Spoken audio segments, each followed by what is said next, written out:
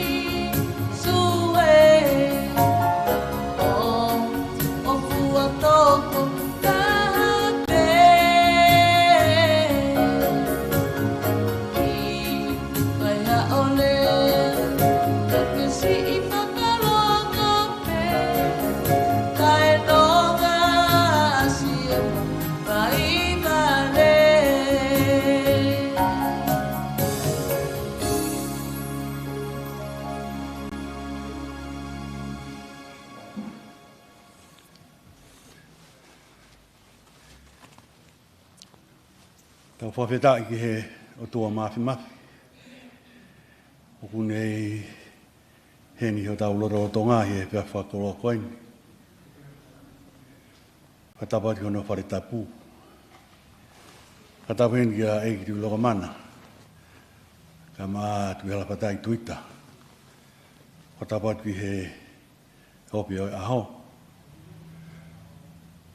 Katapati ki he pekia. O ku whakahoko mai be me i tua. Te tau ki tai taimi pe. Mahalo koe osa mi te nima. Pe hongo furu. O tau toki ki ka mata lewa. O ia. Ka mahalo at ki he ka inga mo i. Siasi o Nelisa ku mo i heni o tau lotonga. Koe osa pe mi te nima pe mi te hongo furu mi heni. O ka mata lewa e tau polo kalama. Mahalo.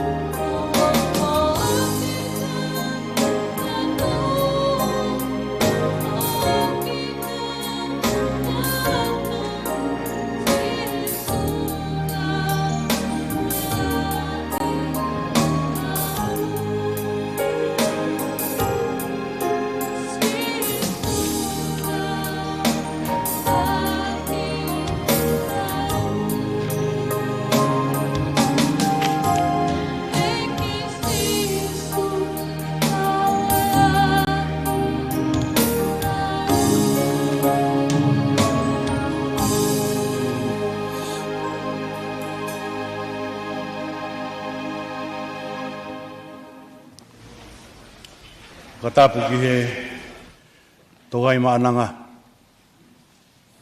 O tua ku tairiwa. Tua ku tuutai. Pea ku kei tatau ai pe ene ofa. O au ki he ose mamani koe ni. Watoro watu no pere bahai. Honga ia e lotoi. Ki whamiri koe ni ho mea mai.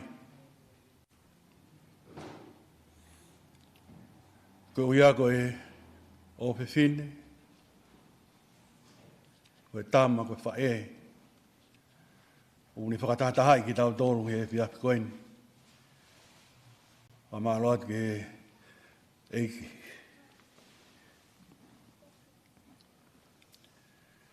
Wa maa loat ke eiki he whiapi whakoroa koe ni.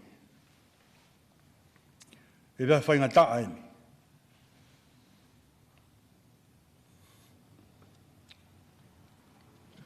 Ia ko kouna e whamiri ke utu o whaiha rea taritari o whakafofonga i atu. Tau fui vea mo e whamiri he whiapi koe ni. Ka guongo. E tu loko mana. Peka tui harapatai. Ko malo atu. Ko e mātua in mei e wa. Whaia te whatangi ai aha koe. Ko hingoa ko horisia te wholapuna. Te ko utu mo e peki a ko wha e a Nelisa. E ko lau ko loa ai he whiapi koe ni he omi whainga maari e koe ni mo oku. E ko te o mai peke utataki e polo kalama e aha koe ni. Pea ku ongo ilahi he whiapi koe ni. Ko ia koe more kafa kafa. Ko tō he api ko kau. Kau maa he whamiri Halaholo. Pe heke he whamiri mataere. Pea ko mai ango whamiri lo ua. Kau mau kei whakawhetai pe. Ko ia veia nane whoaki. Ko ia vengu ne toi to'o atu, ke malo ia ve o tua. Monia e rea ku taka e tau whanua. Ke he ngā e a tonga lahi na e whalaua. Kai kite no ai e ki motu ko e ua. Pe koe si oia e kau kai vai koe ki motu si ka koe motu ku maarunga. E una ui koe haa whakawhanua mo unga. E koe siho e kau kai vai o kuofi mai pe ki mo tuia ka te nau kei wholau na toro o se ahu te ki na wau na toro ki ai. Ahoni kua kehe tala noa. Ko hae wakai tauranga nā whanua. Pea kua whakatolau e futoa ko Halaholo. Tangi lau aitu kahana. He kua mōre nau tama. Taha ko hawholau ki tu atonga ka toi riu mai i kai. Koe wholau ia ku whai ki loto i tāniti.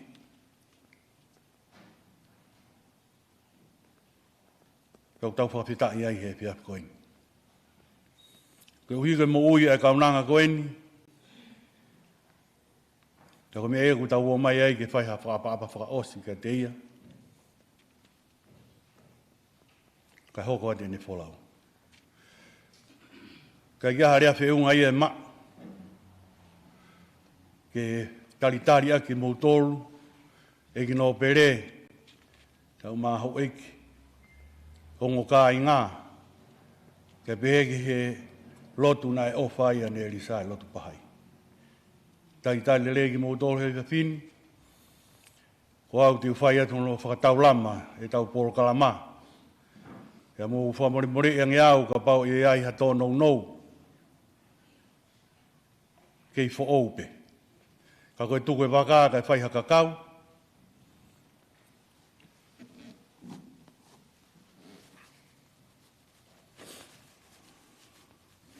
Whamalo pehen ke hapoi.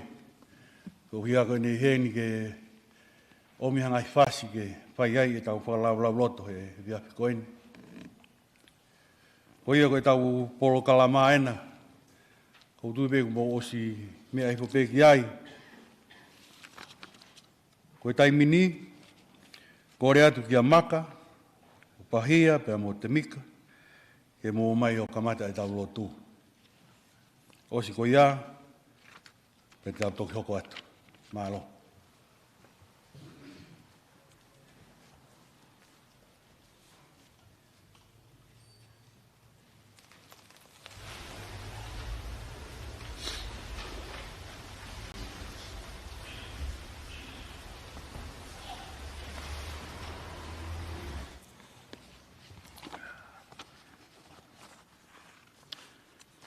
Ke tolot.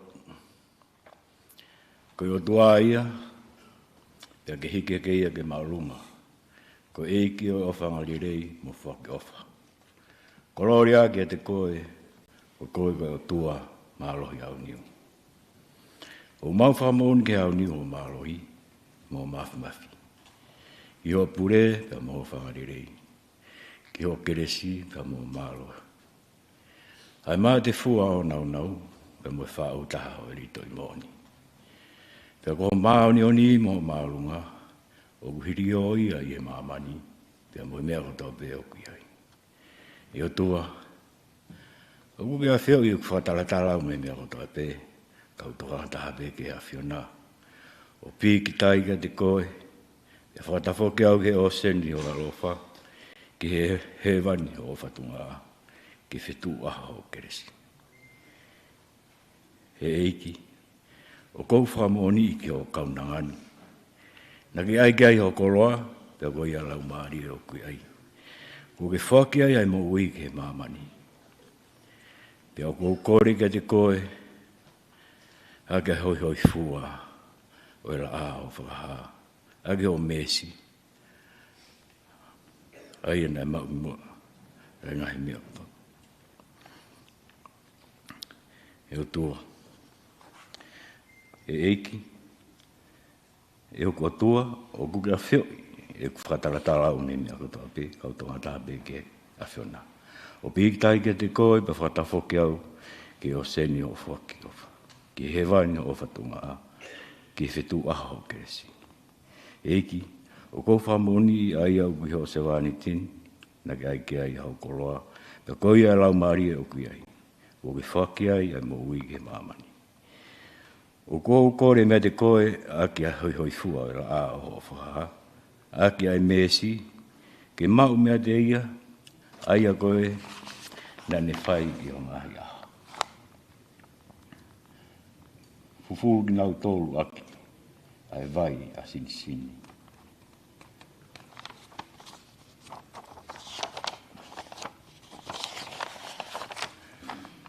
Whai i o ngahi aho, whango fua pia, ke lava o teunga aki a koroa o whinangalo lirei, mo teunga ia i o whimau ani o hawe.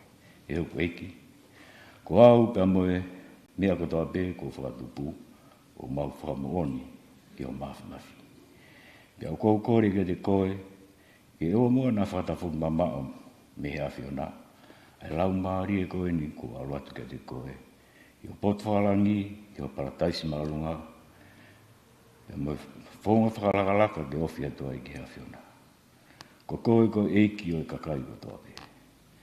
Whango fua e hua tua o kaunangani, ke tākanga mo kakai whiri. O kau maoni oni mo kau palofita, i o ngahi potu whakalangi.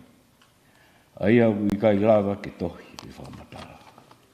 E o eiki, koe taha masivani ko ne mate o aluwawe atu, i e pure anga o koloa ia. Koe muri ki hono api mau i o potapu. O mamahi e newhi inua i he vai tafu whakalani o whake ofa. Ua e whakafisinga ia e eiki mi hano inasi. I e keinanga anga makta whia o keresi. Ia me ofatu unga a o whake ofa. Koe moni ko koe, koe mafi. Koe anga rei, koe whake au niu. E hoko atua, ko ho keresi mo o whaki o wha.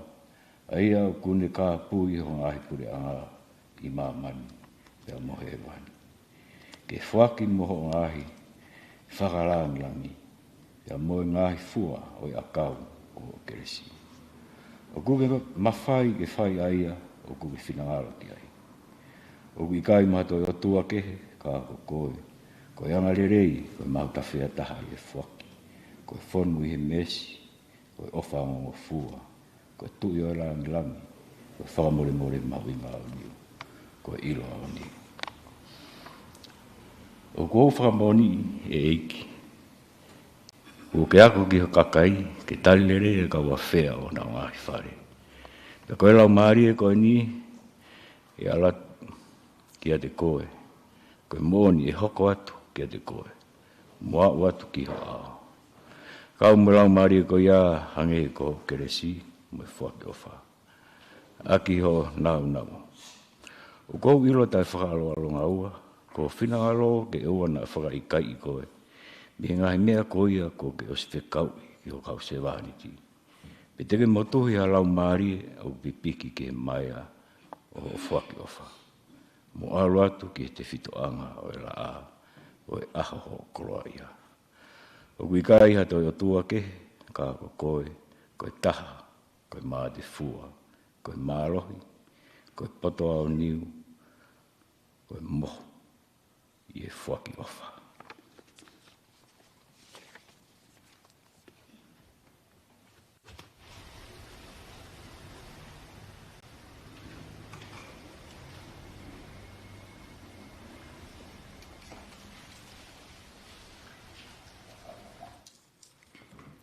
O thou kind Lord, thou hast created all humanity from the same stock. Thou hast decreed that all shall belong to the same household. In thy holy presence they are all thy servants, and all mankind are sheltered beneath thy tabernacle. All have gathered together at thy table of bounty. All are illumined through the light of thy providence. O God, thou art kind to all, thou hast provided for all, dost shelter all, conferrest life upon all. Thou hast endowed each and all with talents and faculties, and all are submerged in the ocean of thy mercy. O thou kind Lord, unite all, let the religions agree and make the nations one, so that they may see each other as one family and the whole earth as one home. May they all live together in perfect harmony. O God, raise aloft the banner of the oneness of mankind. O God, establish the most great peace. Cement thou, O God, the hearts together.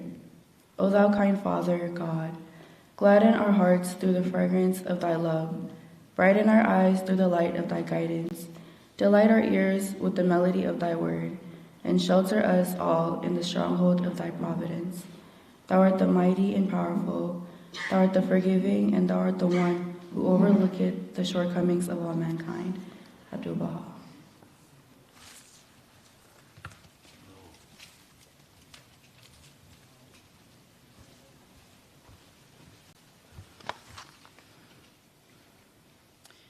He is God, exalted is he, the Lord of might and grandeur. O God, my God, I yield thee thanks at all times and render thee praise under all conditions. In prosperity, all praise is thine, O Lord of the worlds, and in its absence, all gratitude is thine, O desire of them that have recognized thee. In adversity, all honor is thine, O adored one of all who are in heaven and on earth. And in affliction, all glory is thine, O enchanter of the hearts of those who yearn after thee.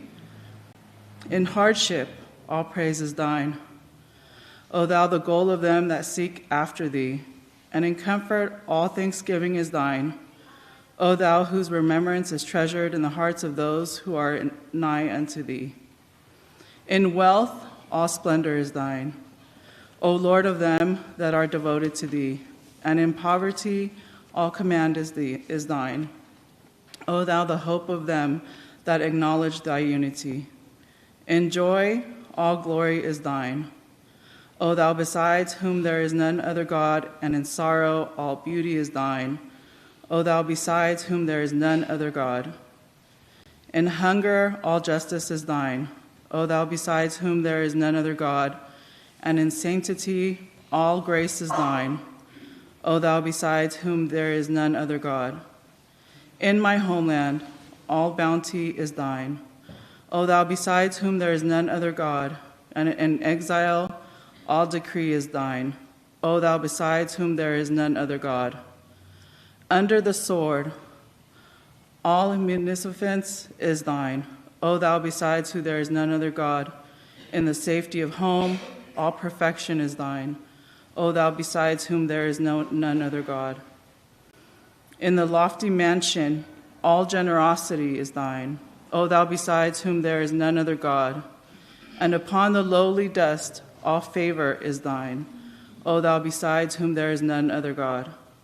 In prison all fidelity is thine, O thou the bestower of gifts, and in confinement all eternity is thine, O thou who art the ever-abiding King. All bounty is thine, O thou who art the Lord of bounty, and the sovereign of bounty, and the King of bounty. I bear witness that thou art to be praised in thy doings, O Lord, source of bounty, and to be obeyed in thy behests, O thou oceans of bounty. He from whom all bounty doth proceed, he to whom all bounty doth return. Baha'u'llah.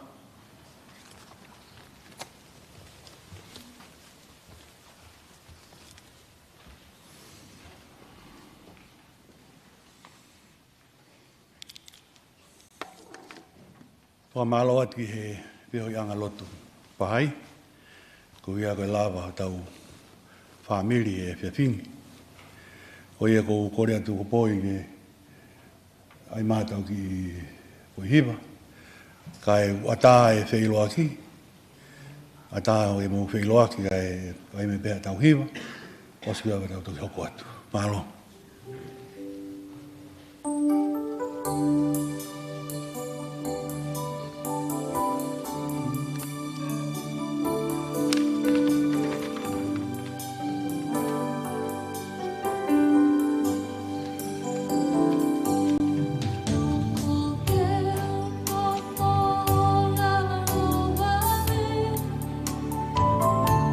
Si supe que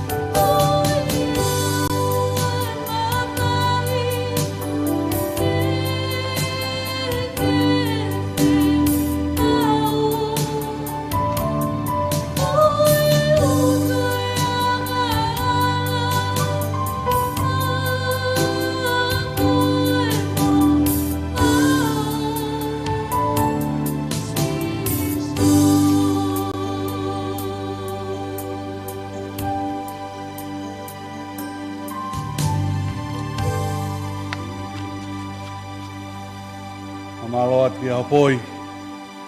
E ngahi hiwa whalau maari e o tau whanonga ki ai he piafi koini. Koe maunofo koi ki kau. Nā mau mata whare tahape. Pea ku ke si hake koe leo e whae koini, si lai sāne. Kau he whine leo le lei moni. Pe oku whei haka, pe oku tafi. Pa ku hive hiva pe he taimu katoa pe.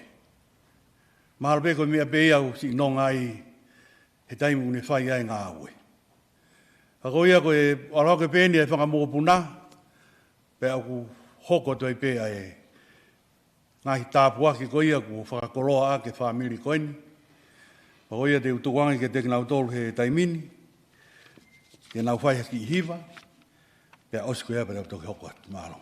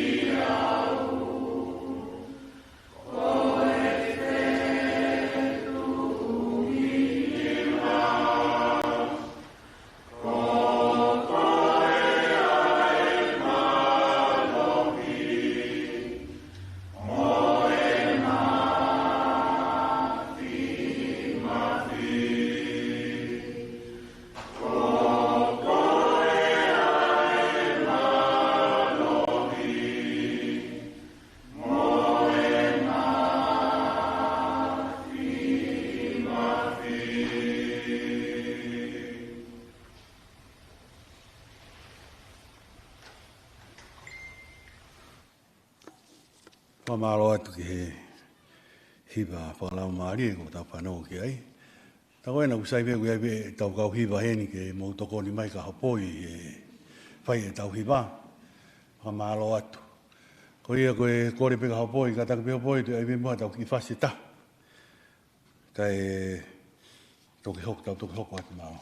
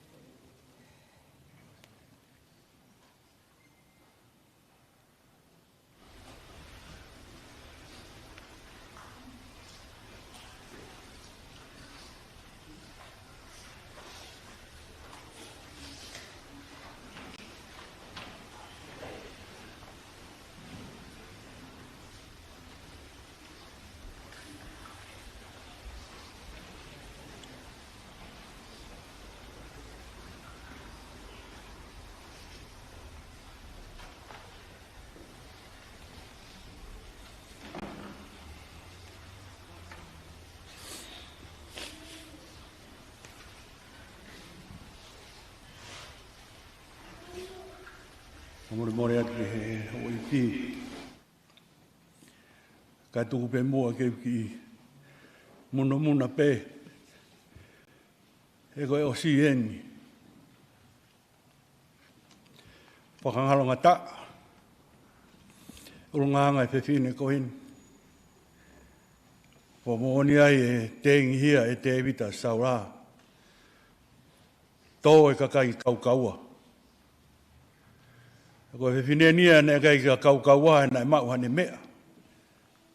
Ka ko ni mafua ki me loto fai aki ngā we ko mea ia. O whalanga ta ai loto Nelisa. E pia fi koin. Ko e ongo ka ke haongo. More kapa ko tōsi o mau loto whare. Ko māloa ki a waha i ka maa tu loko mana. Pea mo he whamiri hono ko toa. Ko mo lava mai, ko whakakoloa e ka te ngā tōru. Ko ia ko e osipeni ko kori ki he whaiwhekau, o angano ki whainga mārie, saramāsina puna, ka tau osika pa tau toki hoko atu. Mālo.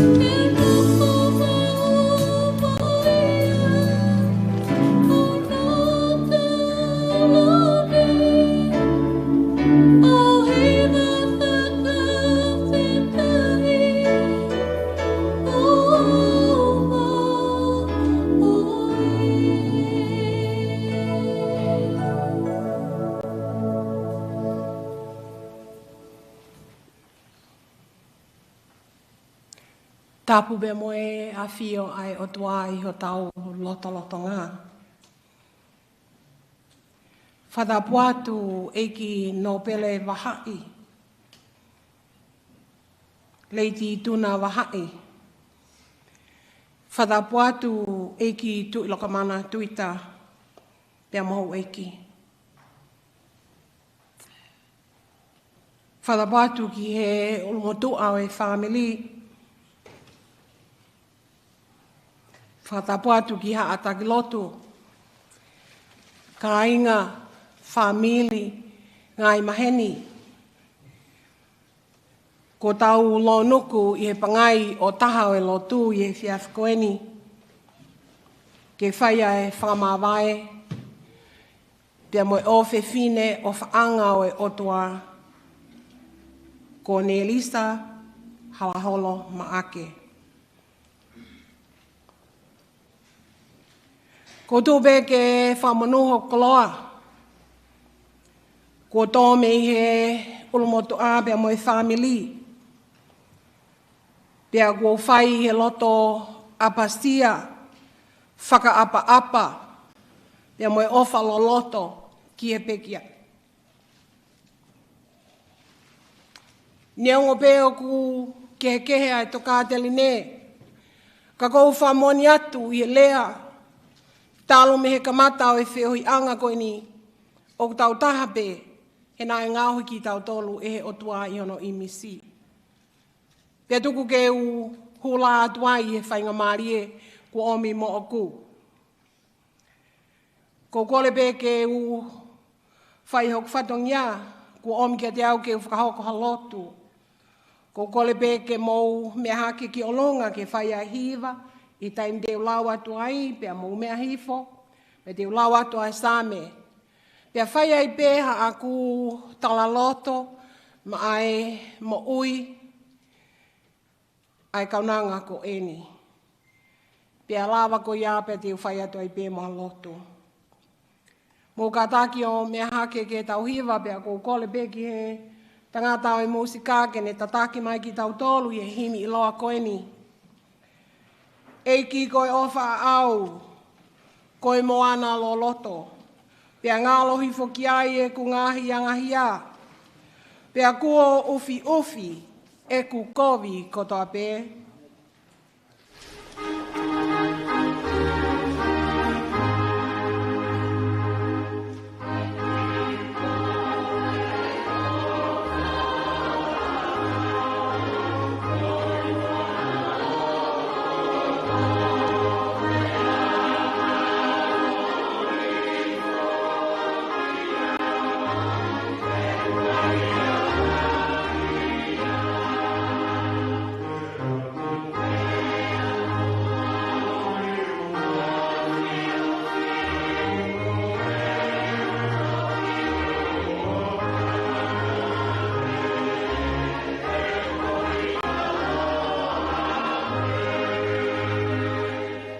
Koe tātaa o sisu, koe mau fufuluanga.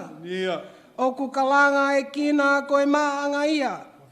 Pea ata aina ki mamani kotoa pē.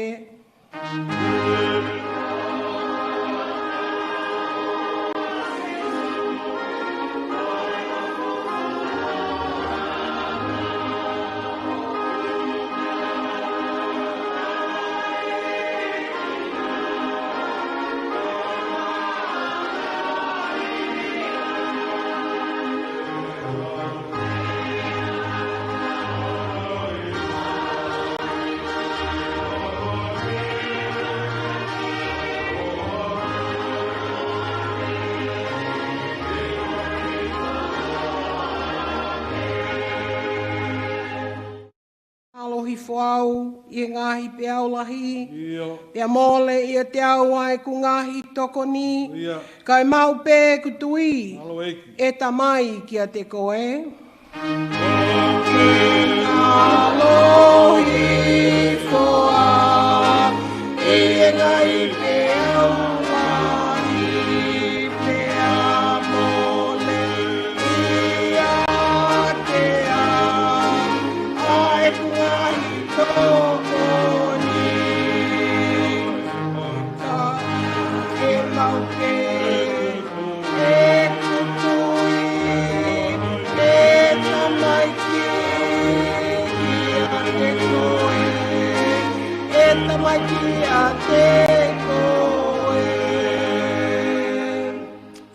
Vai hoksino pea vai pea moe loto e popo e taulani hoku lau mali e holi pea wongo i o ilo ai ofa taingata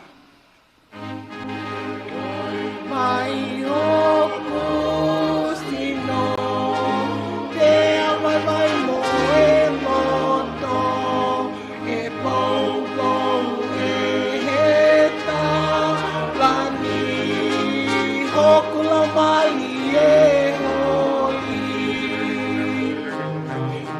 e awongo o ilo ai ofa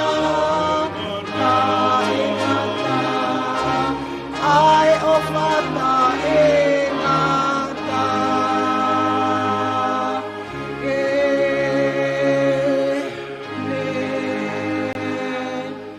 Kataki o mea hifkilala.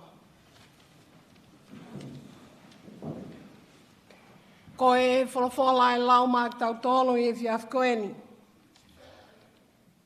O hai e same ua tolu ko e same a te vita. Ai au bea hono lau. Ko hoku tauhi a Sihova e kai te umasiva. O kune whakatokoto au he ngahi toawha lau muko muka. O kune taki au ki e ngahi vai whakanonga. Ko hoku lau maali e o kune whakafoki. O kune taki au i he ngahi hala o e mā oni oni. Ko hono uinga e, ko hono hua whape. Io, neongo e te alupe i te lea o malu aki ai a mate. E kai te umana wahe ki a kovi. He ko koe o kuma whiohi. Ko si o toko mo a kau, o kuna whakawhie maali e iau. Oku ke teu mai i hoku ao ha te pile. Ka ko hoku ngahi whili o ksio meihe. Kua ke pani lolo hoku ulu, oku whonu mahuahua a eku ipu. Tā e tau pili mai a lelei moe alo ofa i oku ngahi aho kotoa. Pea ko eku nofo i he whale o Sihova e whaipe o laui kuonga. Amen.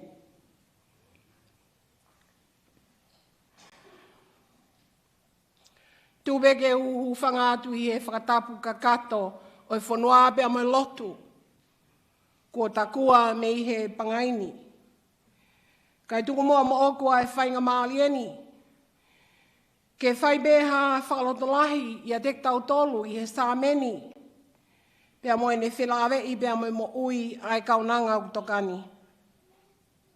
Whakapapatu Nelisa Halaholo ma ake. Whakapapatu ki e ope o e ahoni. Pea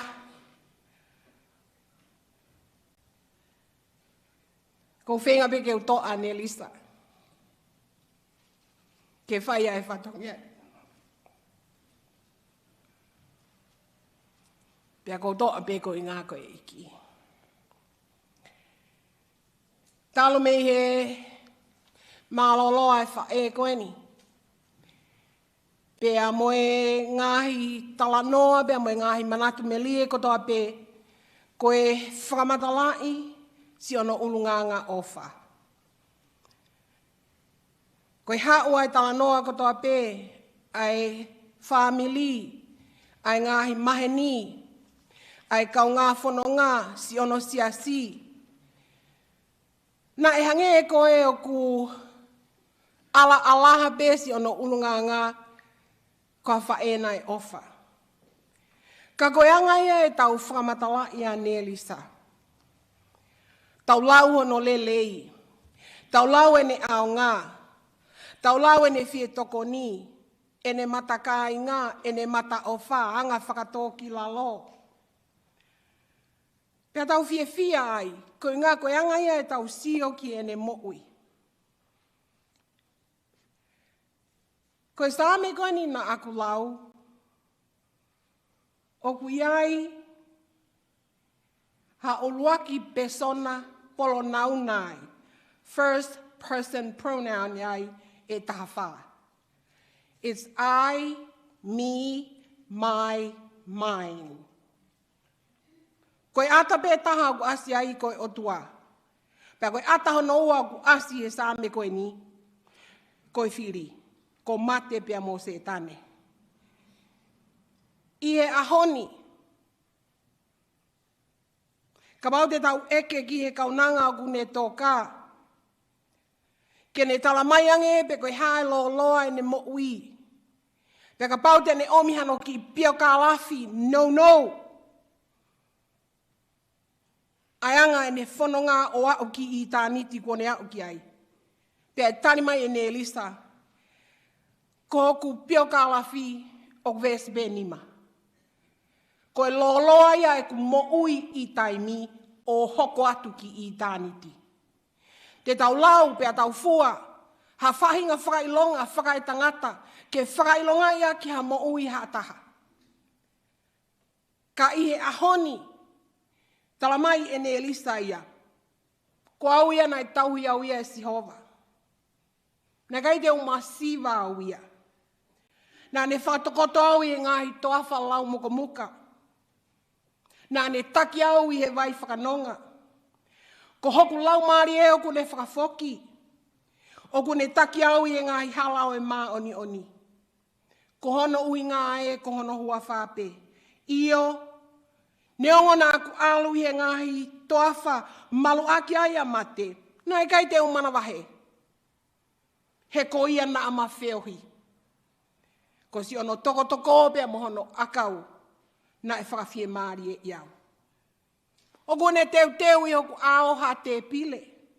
Ka hoku ngahi whiri mo se tane o kuna usio meihe. Kone panilolo a hoku ulu.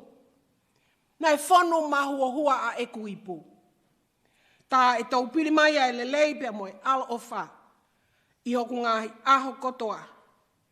Pea ko e ku nofo i he whare o Sihova e whaipe o lau i kuonga. He kai ke lava koe ke nofo i he whare o Sihova i ho sino māterie. Koe nofo i he whare o Sihova, koe toka koe. Kua vete, kua manake tau tanua i sino kerekere, he kai mo uita e ngataia. Kamata be a e sā me, pea tānoa e Nelisa. Ko au, nai tahui au e Sihova. Kai ahoni, ko nofo i he whare o Sihova e whaipe o lau ki onga. Io, nā ne laukau aki e hala laifone, api ko kau. Whakatuke aki e halaholo. Ka ihe ahoni, ko e pio ka lafi ena u tuk mai e whewhine, ke ne talatu ki a dek mūtolo. Pea ko e ku nofo i he whare o Sihova e whaipe o lau i konga. Nelisa, Mari e ho pio ka lafi. Ko anga e mau whamatala i koe. Ka kua ke whamatala i pe e koe.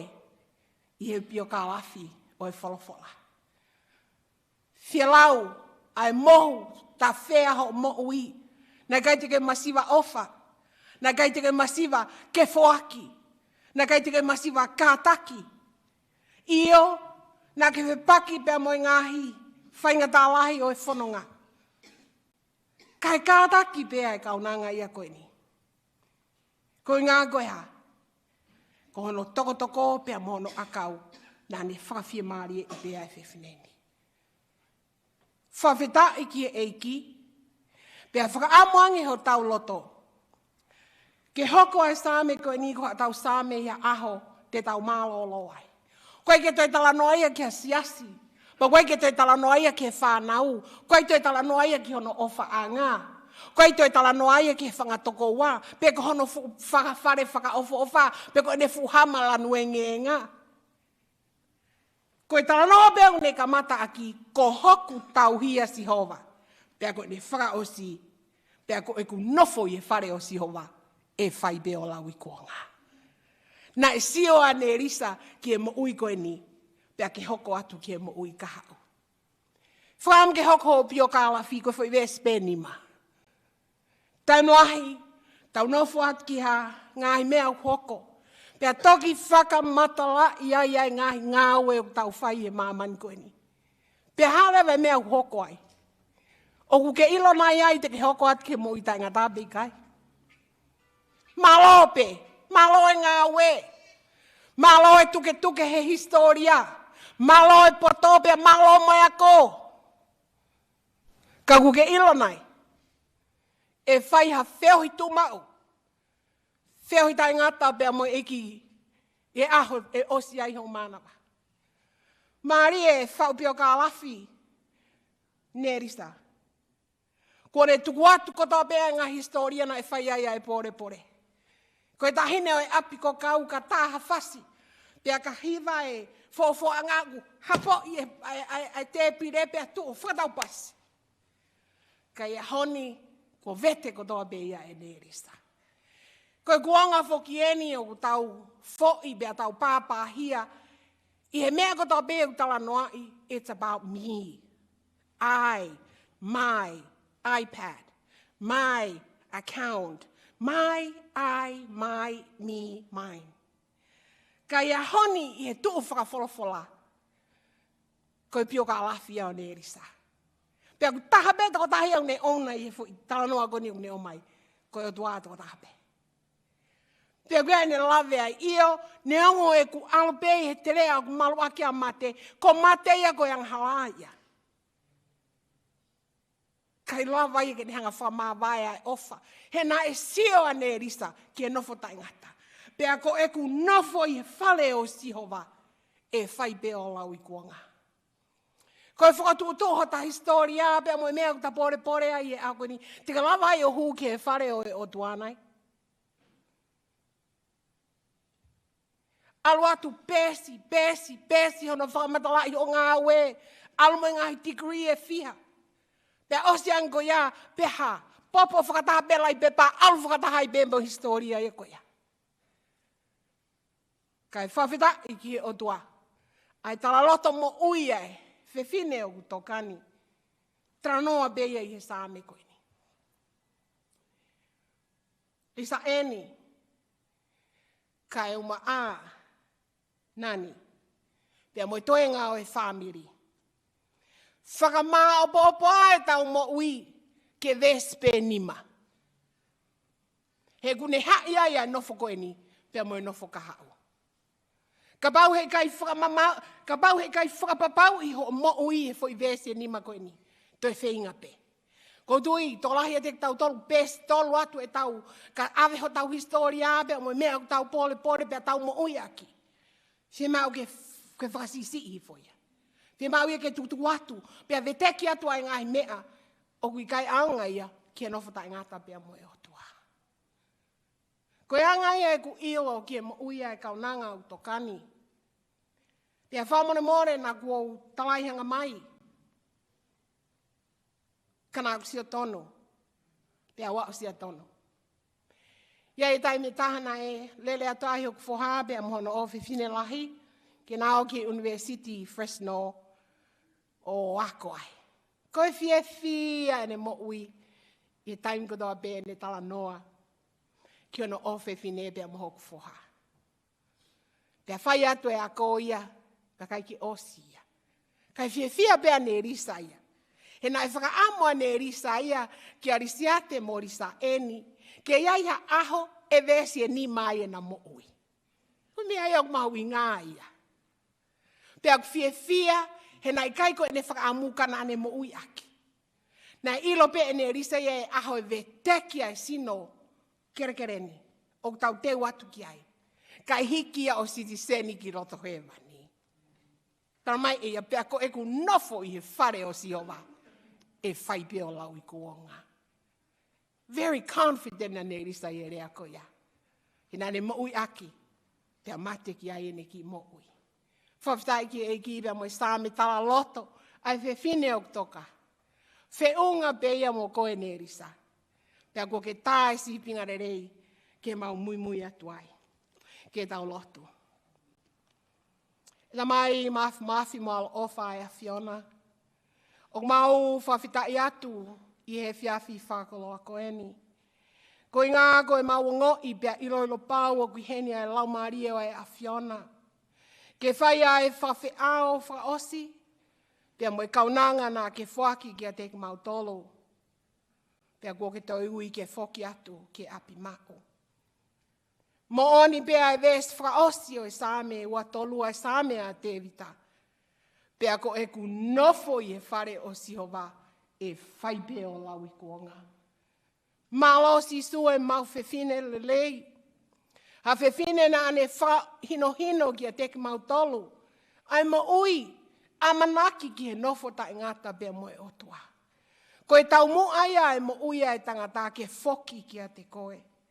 Pea mau whiawhia i he wholofoa. Ko ne hanga o mai ki a teke mau tolu.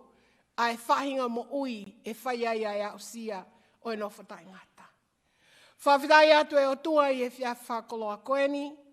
O ku whalau maari e lelei pēk no pele vahai. Kai o maa leiti tuna. Kai o maa ai ulumotu a. Ai whahu. Ai whanau pe mo e whamiri. Ai siasi. Mo e kāinga mo e ngahi mahe niho no kotoa pe. O mau heni e whiaf koeni.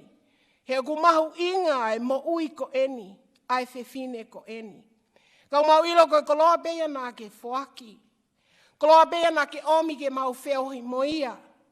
Pea i e whiaf koeni kone, ta tau mai. Kua tau ai tau lelei. Kua lava ia e whakapoipue. Pea kua tauhi mai ai tui totonu. E whiafi o e whawhitai. E whiawhi o whakamālo, e whiawhi o hiki kolo lia, pe ako ai e mau ngahi mo ui ki mau tolo ke i whai ai whanonga. Mau whawhitai atu, i e whiawhi koeni, merindo, whotu whakaofa ofa, pe mau amanak lelei, ki e whakaosi pe mo e a Fiona i aho a pongpongina. Tāpuaki, pe tāpuaki mai aki i mau tolo, e iwi o lau maari e maoni oni o e a Fiona. Ko e mau lotu ia, moi hu, i wafau alo, ko sisu kalaisi ka ko mau whakamo ui. Ameni.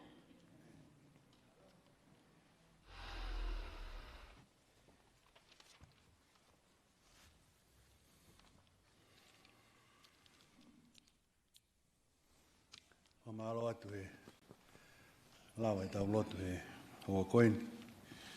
Nga koe tala noa e puna ke, tau lotu whai mau pē o na vai.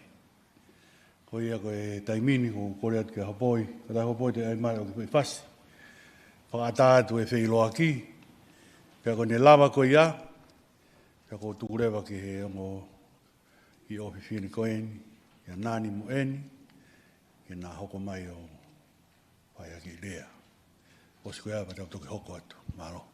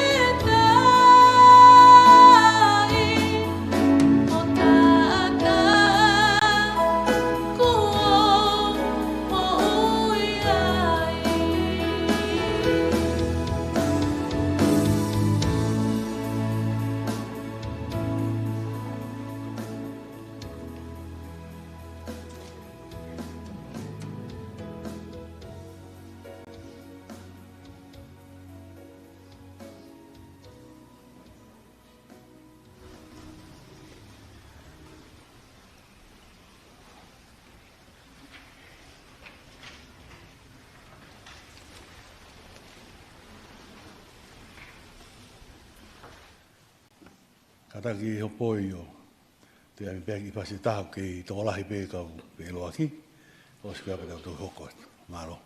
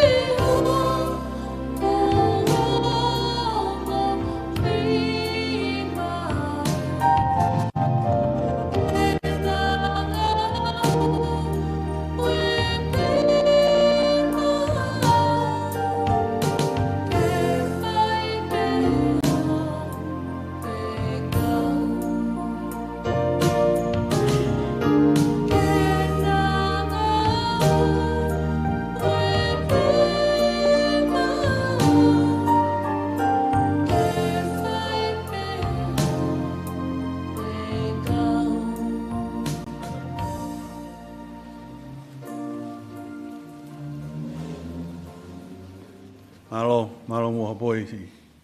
O a me hena. Nara ki eni papi at ki mo mai o.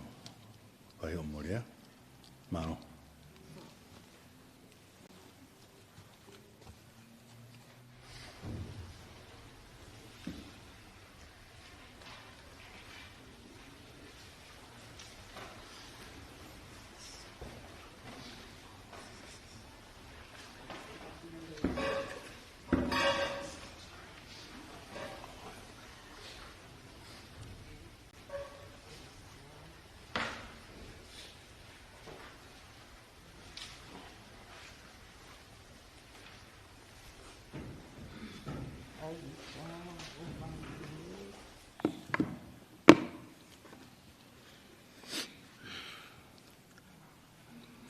Hello, family, friends. I am Nelisa's oldest daughter.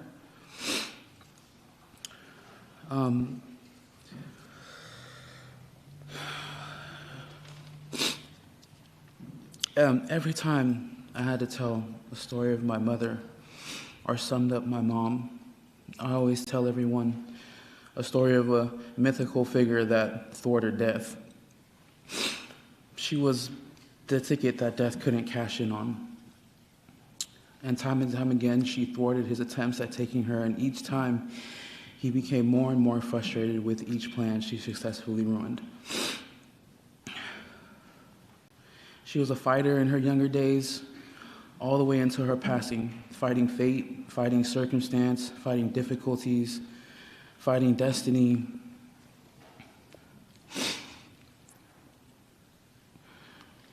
I rewrote what I had to say to my mom so many times, because each time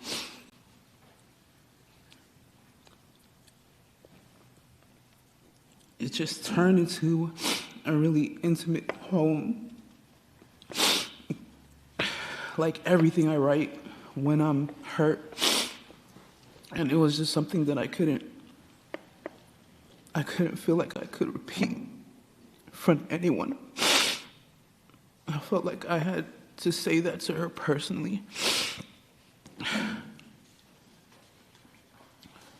And I never thought I would have such a hard time finding the words to dedicate to somebody I love and held in the highest regard.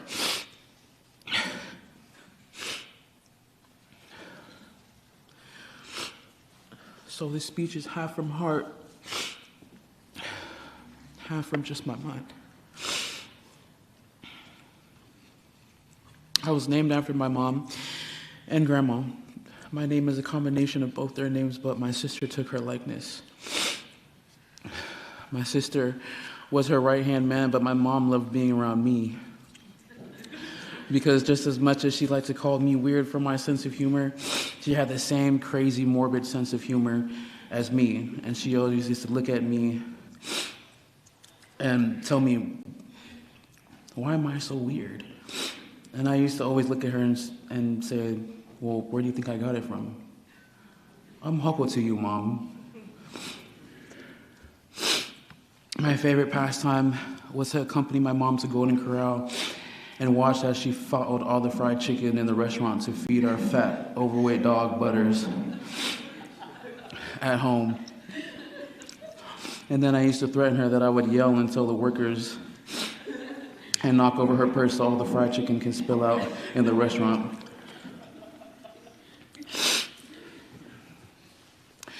I was my mom's daughter, yes, but I was also, growing up, the son she never wanted nor asked for.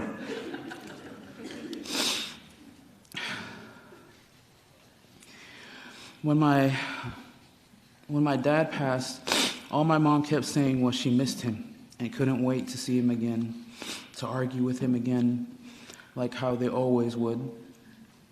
And she never stopped missing him, and a piece of her fire died with him the day he left. Dad, I hope you were enjoying her, having her back in your arms, and are making fun of her receiving a bicycle for her 21st birthday instead of a car, like how you always used to.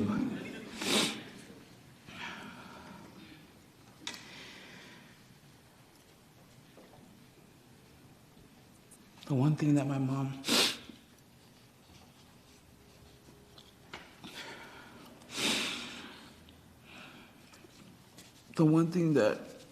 I felt like I accomplished was giving me the one thing that my mom wanted was a grandchild. And it's a great source of sadness for me.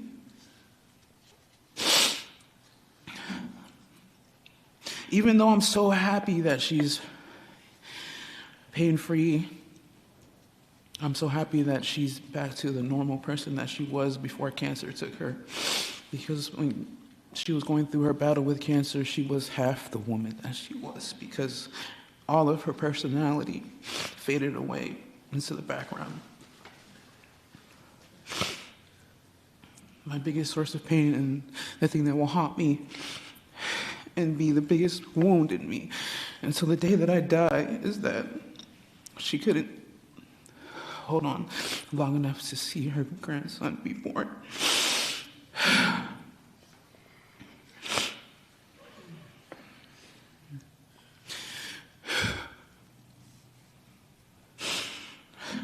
And I'll have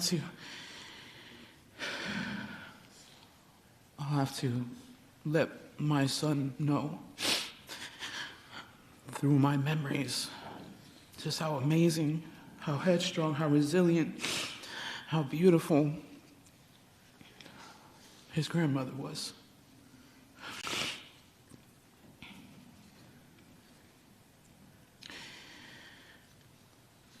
I'm going to miss you like crazy, Mom. I'll always be looking for your late night calls, cussing me out to be quiet because you can hear me screaming because I died in Call of Duty.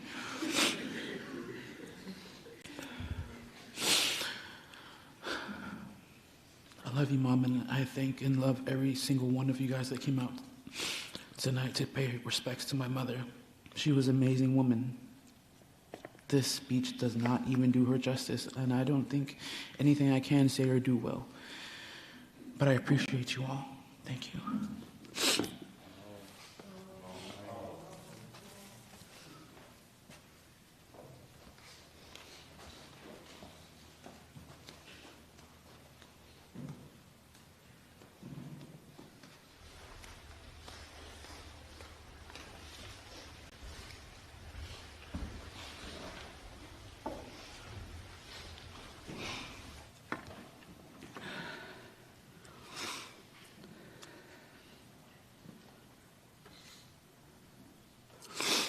Hello, everyone.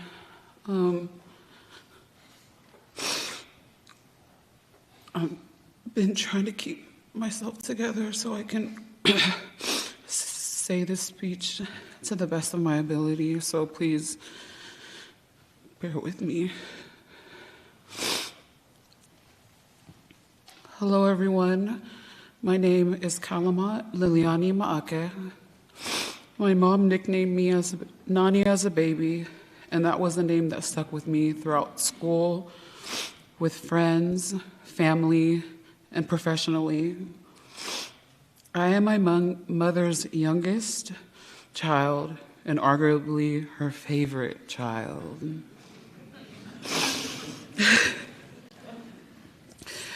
First and foremost, I'd like to thank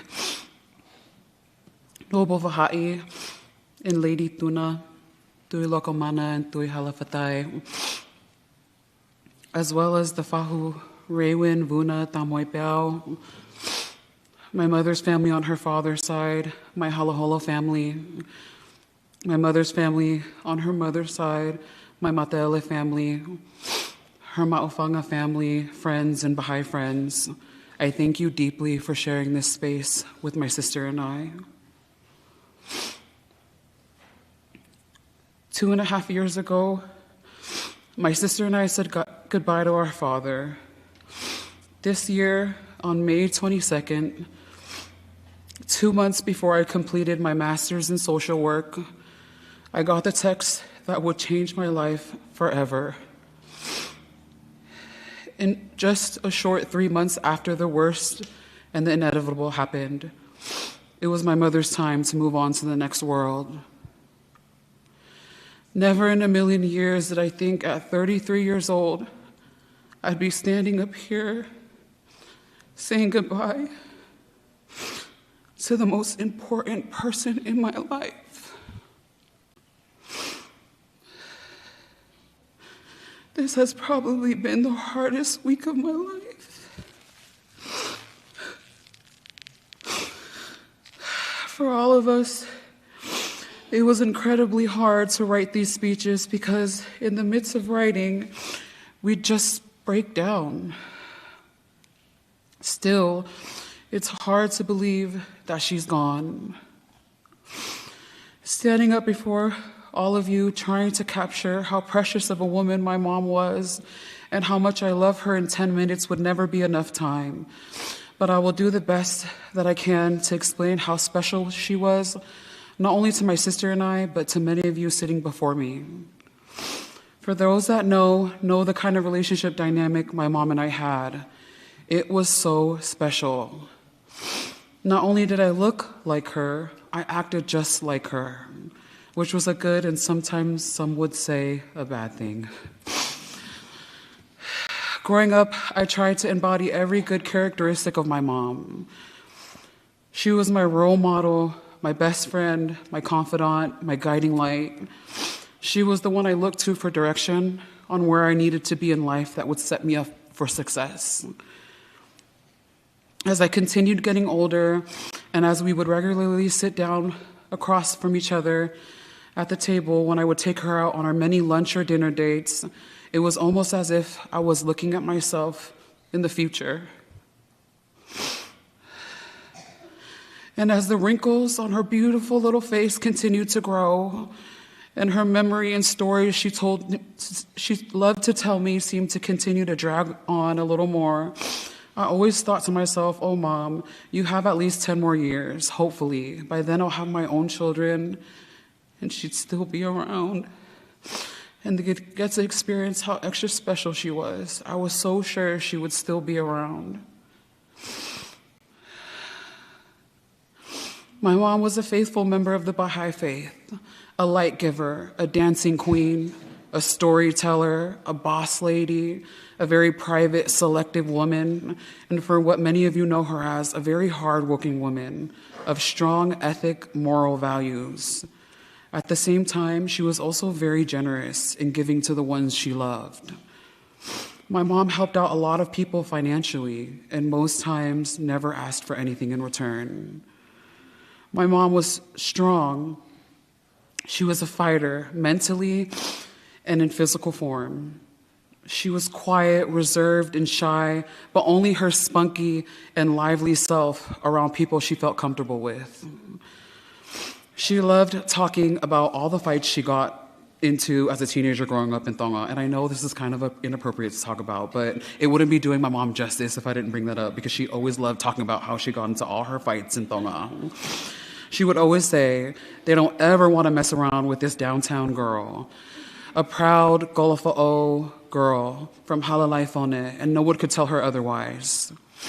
One of my favorite stories I love telling is when my girl cousins and I were hanging out in the living room one morning after a long night out. She had came to check on us, but also to be nosy, because she wanted to know what kind of fun activities we had gotten into the night before. But all she said was, you know, you don't have to have a boyfriend or a man. All you need in this life is good credit. As an adult, I could 100% confirm she was not lying. When my mom and her siblings left Tonga, when most of her siblings settled in New Zealand, she wanted to be different and ventured out to the unknown, scary, and vast American shores. She left her siblings behind and her big extended family because New Zealand wasn't enough for her dreams. My mom had her mind set out on becoming a millionaire in America, building and owning her own home and making sure her children were able to take advantage of the educational resources that America had to offer that was never afforded to her growing up. And let me tell you, she was able to accomplish all of those goals and more, and for that, I will always be so proud. You made a house into a home for me, Now our house that you worked so hard to build and leave for Annie and I feels so lonely. You started the trend of generational wealth for Annie and I. I'm going to miss sitting with you for hours and listening to you tell stories about your family growing up in Tonga. I'm going to miss your forehead kisses, your warm hugs, the car rides you and I took together to do the favorite thing you loved doing the most, which was eat, while specifically dancing to her 70s music, the Eagles, the Doobie Brothers, Lionel Richie. Her favorite song was Hotel California by the Eagles. So I ask all of you, when you hear that song, think of her. I'm going to miss your astute advice on everything about life, your deep, raspy voice reminding me to don't worry about what others think and continue doing what's best for me. Making sure I was always on top of everything, whether it be school, taking care of my responsibilities at home, work. I remember her last days, I'd find myself crying beside her bed, holding her hand and asking and begging her for a reassurance that I would be okay when it was her time to go.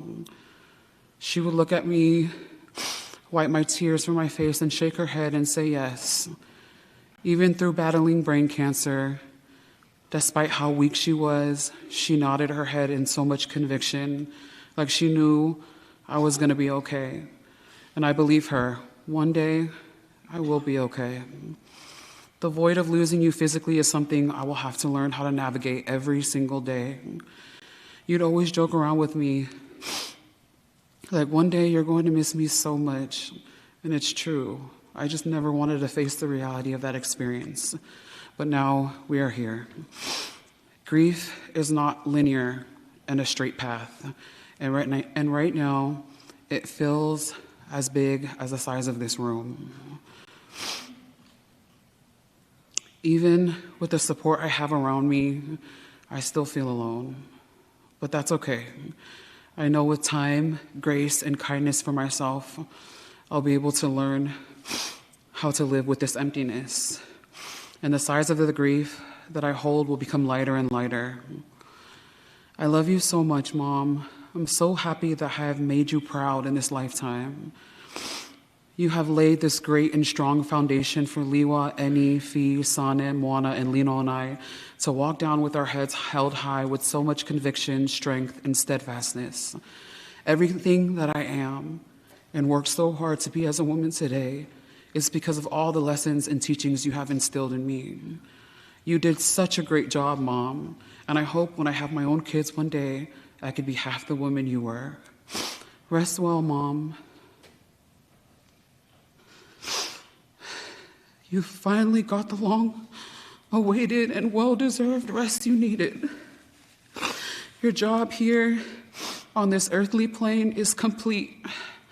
Your great legacy will forever live on through all of us. I'm excited to dream every night because I look forward to seeing you in my dreams. Please come visit me soon. Thank you all again for holding this space with my sister and I. O Falahiatu.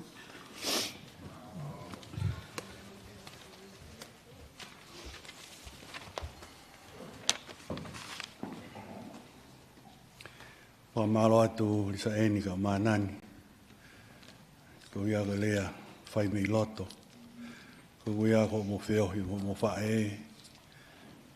Me whakakolo e te ki mātoro ki mā whanongo ki ai. Ko ia koe hokare tau po kalama ko whakawhi ia te lea mi he tawhaki e tamai.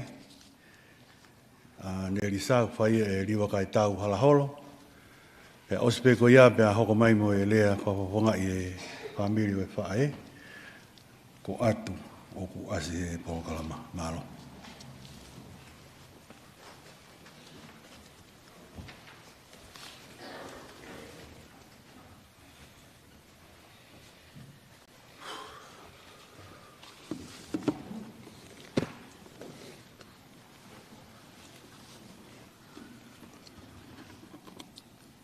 Tulau. Lord Vahai, the Honourable Tui Lokomana Tuita, the Honourable Tui Halafatai Tuita, and the members of the nobility. Reverend Deacon Salama Sinavuna, and members of the clergy, distinguished guests, ladies and gentlemen, families and friends.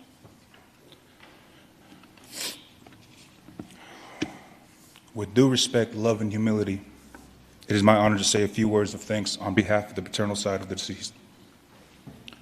My name is Nelisa Halaholo, and I'm the youngest brother of Nelisa. I am fully conscious that it is not customary for a brother to speak at the funeral of a sister, but I am also aware that while our Tongan culture is rigid in principle, it is flexible in practice, especially within the Tongan diaspora, when our elders have left for the next world, and we are the leaders we have been waiting for. First, allow me to share a few memories of my sister, Nelisa. She was the epitome of unconditional love and industriousness. She was the pillar of our family in every sense of the word. To me and my sister, Fita, the youngest of 9 siblings, she was a second mother. We are who we are today because of her love for our dear mother, Lata, and us. We sorely miss her, but she has left behind a strong foundation and a legacy to follow. Lord Vahai, we are humbled by your presence. Thank you for honoring my dear sister, reminding us of deep root of divine love that is traced back to the Lolo Paongo and Mohe Konokono. The Honorable Tui Lokomana and the Honorable Tui Halafatai, I am very grateful for your presence as head of the Halaholo clan, reminding us that despite all life's challenges, we need to be ready, steadfast in the love and protection of the divine, and this storm will pass. Finally, to all my dear family, friends, neighbors, and co-workers, from the depth of my heart, thank you for your prayers, love, and support in every way. We love you all. Ofalahiatu.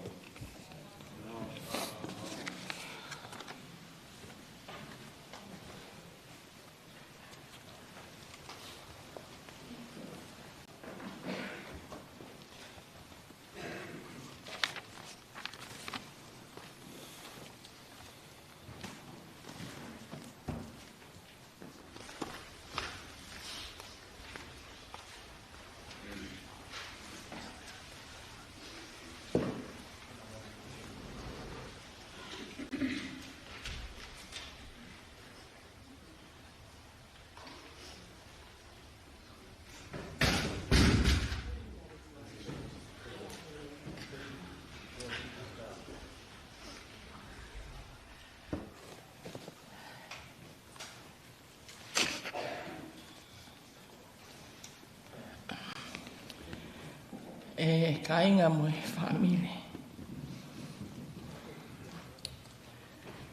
Nebe walau ariwa.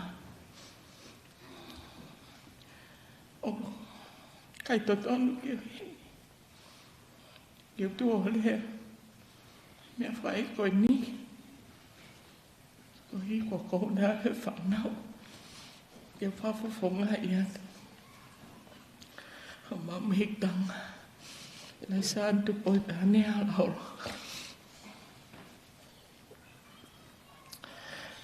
Ko le peke hula loa e atoi. Ngai whatapo ko se whai atu mehene. Ka e tā mohu. Ke whai ki lea manat meli e takete.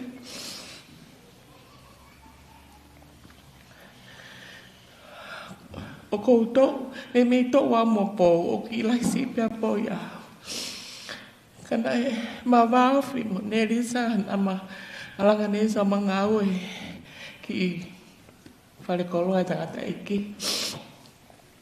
Pia sa ia pia e apor mo Nelisa fine lahi ai pia o mui hole a Nelisa. Ko taim ko tope o ku ma weekend ni koe tai mia ku ma fa hola ke hoki hotel pe koe o ka fitu pia Ko ko kisi fo pa ke ya hata ke frafe ke alang o poki ya. Pa ko ka fariti en yo ko iki ko long sai me kelas ko ya o kasilia ke poki ya ko ke mau algo monelisa. O Eva. Pa ko alang pe ko ka fariti tu pemasilia. Kami mau mai ai tu ko sefo fariti ngoi mak fa ko tu ka sefo tutum kata buka silia pi maya sefo mo lo sai me tak bang pak pet mo almonis mau al ki hotel mau al ki vuna pe ko fe ngi kon ko lau kon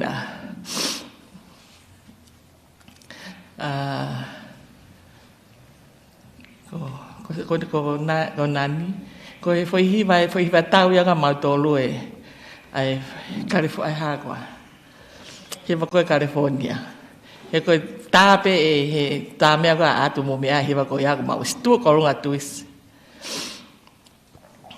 kainga ko tahini fangal ngata ai no unganga ke na ma feo holo pe ki awe ki nusila Pafé ne foki mai ko osmaria. Ha upeo. Fusi au tamai. Hamena ke mari vabe ai. Kapana he kai te ke mari. Ko tango ke mo on kana ke alfo ko ke riakia. Ko pe ha ke ku ma ha ko ai au. Na unofo manofo mo ko ai Hawaii he ako. Ko tipe ko Nelisa na tani na isi. Alanga fifita ki Hawaii na ya no fokoutua pa ne alangi mi ma solo ki Hawaii pau alo kumi na Hawaii fita ya ki fisi he ako pe maria pe ha ke ilo ya fifita ako taimpe na le anga Nelisa alo kumi a fifita ma ke fale maha ke kausotia tangi tau ki api maha mo fita ki api manofo maha fo wike ua ko ave ki kolo whaka whilo aki ke family ko manofo ne whakaori ko matala noa tanoa pe ki tonga whare pe awe ko ta pepe whaka maasolo mai ko pe hatu fita koe ke poto rea whaka maasolo pa wala tu rea whaka tonga pa matano whaka tonga ka ubehe angai ai ofa neo koe ke mahe nea uia mo fifita. Ka kuongo pe toto, ka whanongo pe o kuiai, pe kumi ki ai. Ko mau me hektanga koe ni asane, koe fe fine whakangata.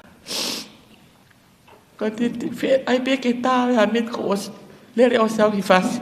Ka kai ke uhola ki latai, te uhola ka sane. Ke o hau ki ai. Ko whamalo ko tai min au feo ia mo to ta ko ni. Ene ko nga se ne mo wina u. Ha wa po pe fok pa lere mai leva maki nof. Mo Nelisa. Ko a na fe lo ka fao se mo ia. A to nak. Na wo mo I pe hola to ko ni. Tang pa dai Nelisa. Te ke tari pe ka ke leva ke ha wa sa ne si. Te foki mahe tu site, ko ta whanongo haasane tu site. Ko situ atu pe, fitu take ngā nani malolo Nelisa ia he aho monite. Te ke harea rei family, ko marak meri pe ke toko taha ko ni, mooni ngahi rea, ko toko taha make, ko ne ofa na lahi. Ki hono whangatoko wa, whangatunga ane, mo toko taha ko tō pe, nane ilo I unau fie mau tokoni. O whalahi atu hemi kia, nani ka maha, Lisa en, I'll always be here for you. Ko o whātu kia, tawhui ai waru ka maha fo kia, tupo, whare aloa, pehe kia manu ki nusila. Maha koe ospe ki lea ki manat me lea ko whai, ma lo of tua whatu.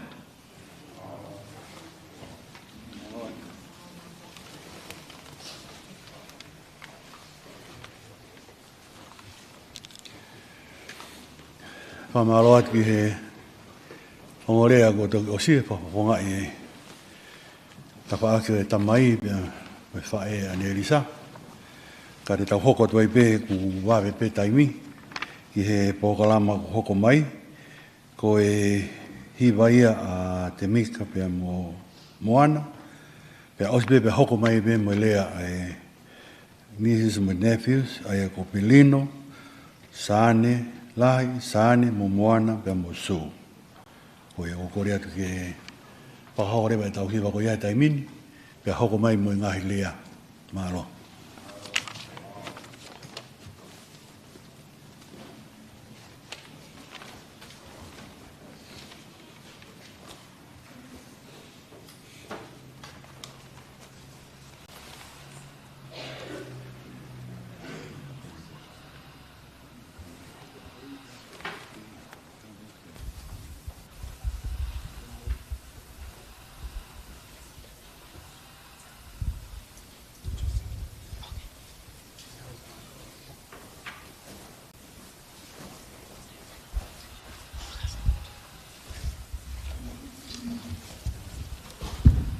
Sorry. Hi, everyone, family and friends. My name is Tamika, and I'm the granddaughter of Nelisa's oldest sister. I'm Moana Halaholo. I'm Taufu'i's youngest daughter, Nelisa's niece. And we're going to be singing a song dedicated to Boo and Nelisa.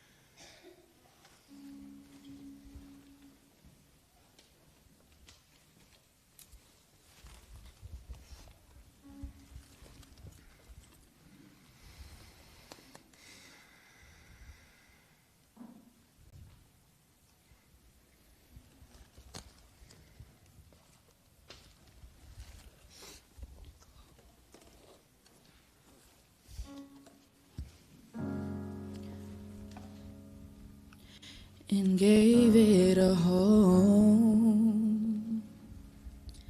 We made it through the aching parts, and I gave you my soul. Oh, we tried to kill the pain, no, and heal these scars. But now love has had its say, and we're moving apart. Now we're chasing time, gotta find peace of mind, and understand that maybe we never can. Keep me in your mirror, but don't take your eyes off the road. Holding on won't get us any nearer, 'cause we got a long way to go. Sometimes it's hard to see that some things just won't be. No, but we act unaware. It just goes to show our love isn't fair. Tomorrow's never promised. Only yesterday's a guarantee. And if I'm being honest, that's the only thing that carries me. While we're chasing time, gotta find peace of mind and understand that maybe we never can. Keep me in your mirror, but don't take your eyes off the road. Holding on won't get us any nearer, 'cause we got a long way to go. Sometimes it's hard to see that some things just won't be.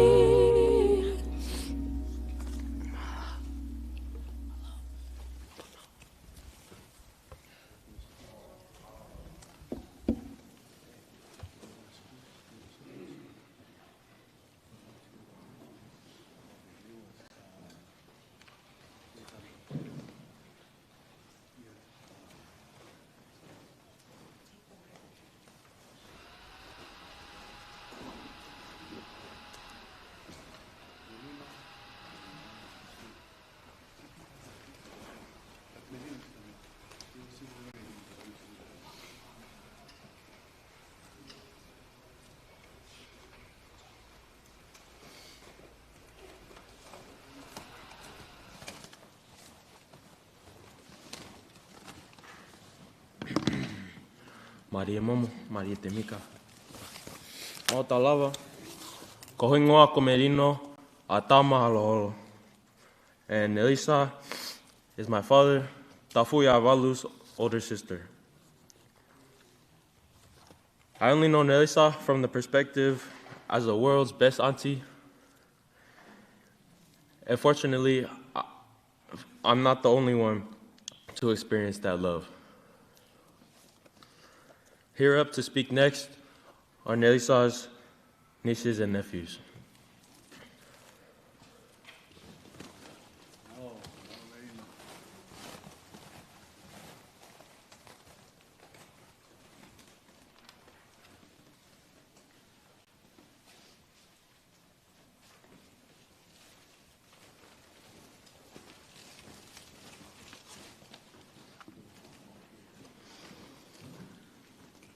Hello and malo lele.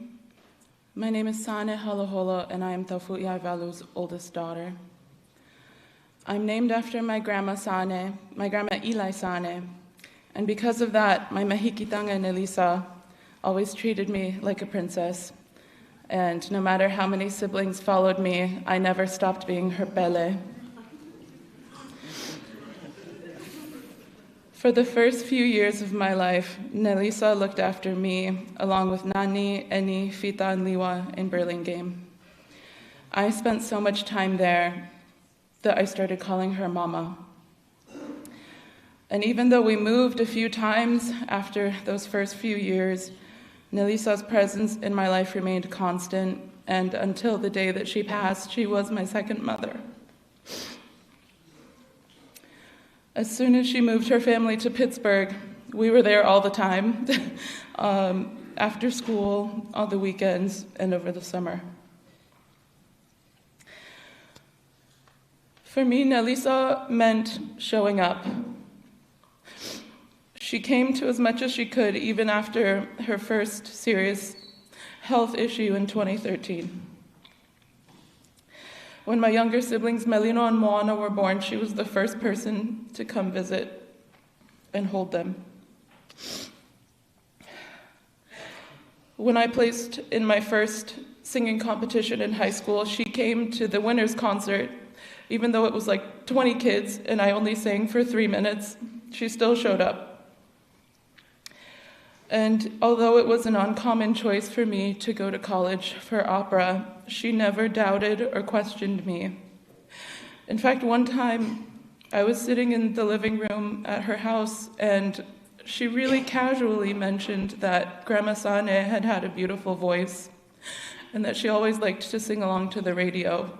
And I don't think she knows how much that meant to me, because it made me confident and it made me feel like I should pursue this. When I was in college in Long Beach, she made the trip to come see me sing several times, even though I'm sure it was not a comfortable journey for her. She was a staple in my siblings and my lives. God only knows how much time she spent spoiling Melino and Moana, but I'm sure we'll hear about that later. One of my favorite things about Nelisa was that she was the life of the party. And no matter what she was going through, it never kept her from busting a move, anytime, any place. As we gathered photos and videos for her slideshow, we couldn't help but laugh at every video of her dancing, or throwing up fake gang signs, or making fun of her daughters. There were a lot of those. She loved to have fun and dance, and that's how I'm always going to remember her. I have no doubt that Nelisa shared her heart and soul with every single person here today. And before I wrap up my speech, I want to acknowledge and thank Nelisa for being such an example of selflessness and generosity. As loud as she could be, she helped people with humility and grace.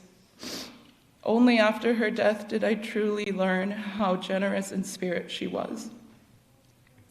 As we lay her to rest, I know I will move forward with the life lessons she's taught me. Live loudly, love ferociously, and help humbly. I will always be grateful that we got more time with her than anyone predicted. And it is a testament to her impact on us that it still feels like she left us too soon. I will miss and love her forever. O falahi atu, e kumehikitanga Nelisa. Malo.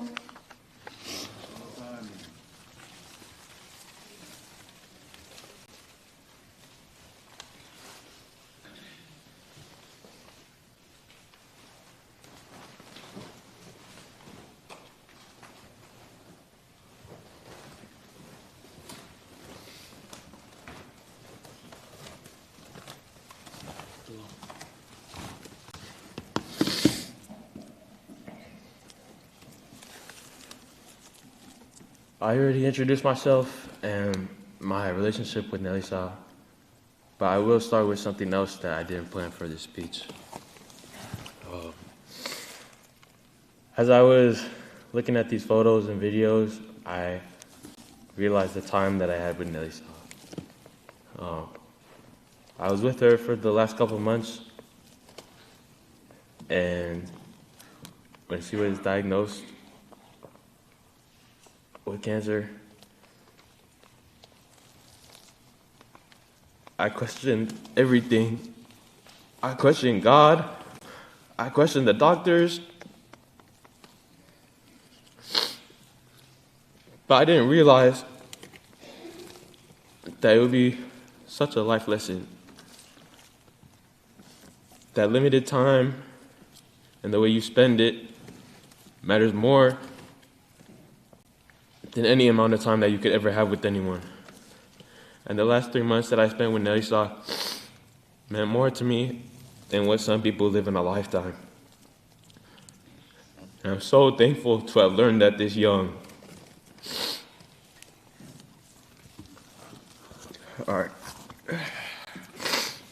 As a child, Nelisa was the main reason and was the main one who showed me anga whakatong. She was the perfect example of a true meaning of the word, make tanga, my dad's sister, and she showed me motherly love. I saw how she cared for my dad, how she cared for my older brother, Andy, and then how she cared for me. You know, the Tongan way of affection, making sure you're always full. I learned that her kids, Annie and Nani, are my sisters, and that I must forever care for them the way Nelisa cared for me and my siblings as her own. The entire summers I spent with Nelisa gave me perspective on what things in life are really important. Just so happened that my last summer with Nelisa, she saw me turn 18. She wasn't fully capable to communicate with me, but I saw the tears welled in her eyes when I told her that I was no longer the overgrown child that she overfed and helped raise.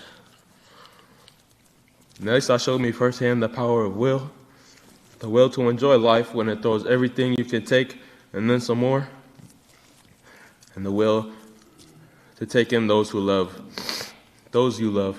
without expecting anything in return. Nelisa, promise I will never forget these lessons you taught me, and I'll be waiting for the day we meet again. Fatue.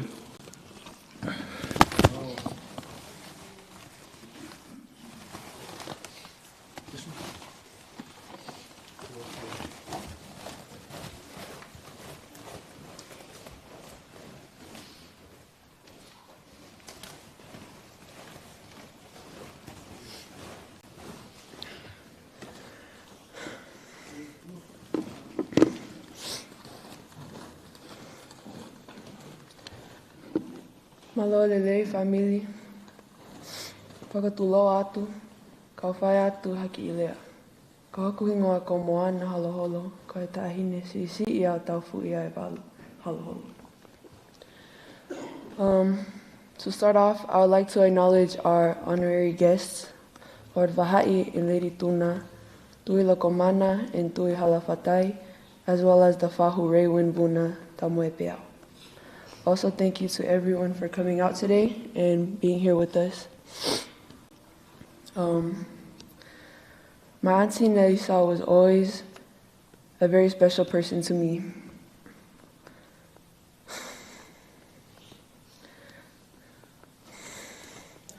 One thing about her that I will strive to continue in this life is her generous nature. Growing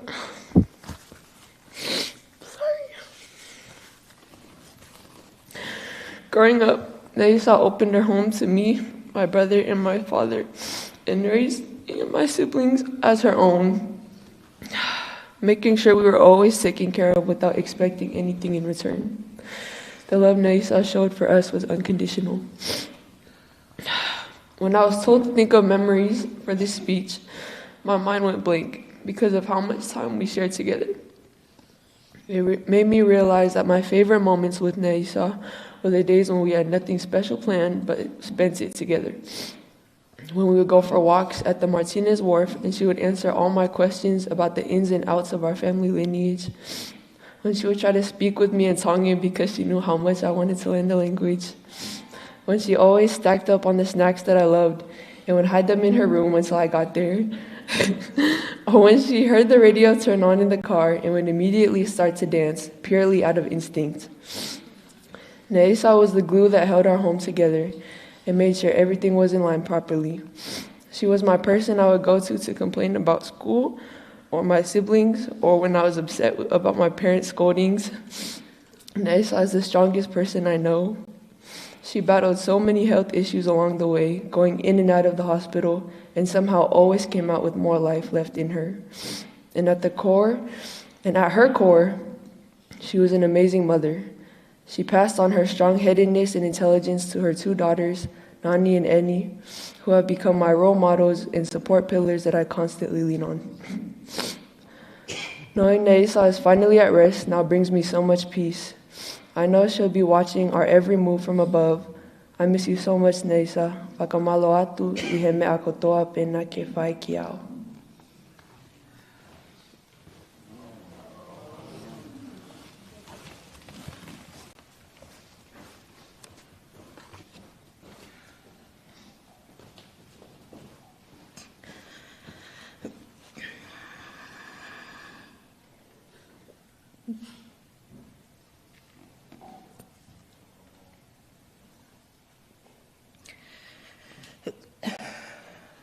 o kukole ke hūwhanga kakato.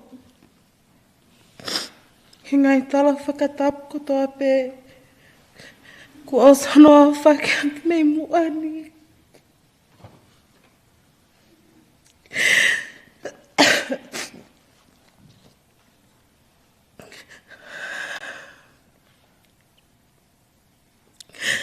Kai atange mua, ki whainga mālia ko ni muoku.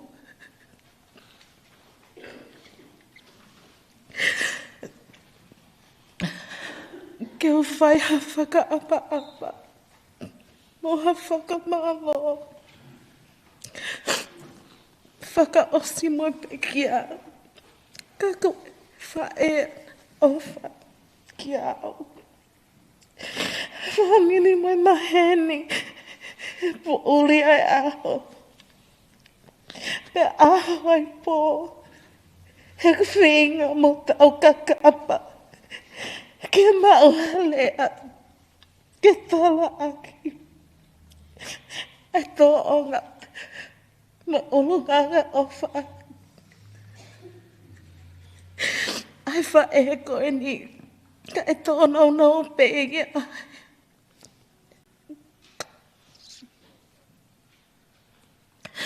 Koe owhana e whakaotua, koe owhana I kai pōmi. Pea koe owhai kai ke ngalo I ao, I he kumo ui.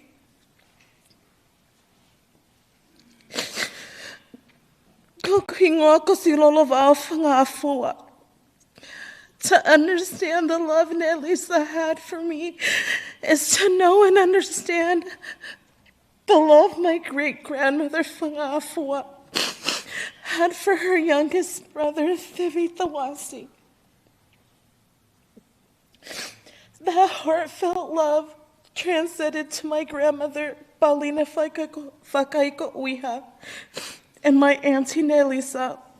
They had the sweetest bond and relationship that was formed out of respect, never forgetting their humble roots and loving upbringing. Tulo pe mo fahu le wini vuna kana I ai ki hingoa talo me KCC. Na we whakawaulau noa pe au e Nelisa, her little fahu. She was so proud that I carried one of her loving Mehikitanga's names, Siulalawao Whangāfua.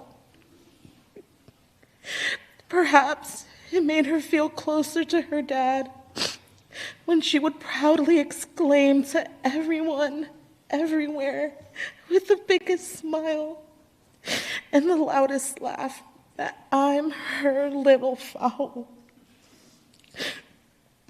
Perhaps it reminded her of her upbringing at Apikokao, which she loved to gather as kids and tell us story after story of how her and my dad grew up together, how they would hold hands walking to school when they were younger, or how she would always look out for my dad and protect him when they were kids. Nelisa loved me like her own. I was no different from her own daughters, Nani and Annie.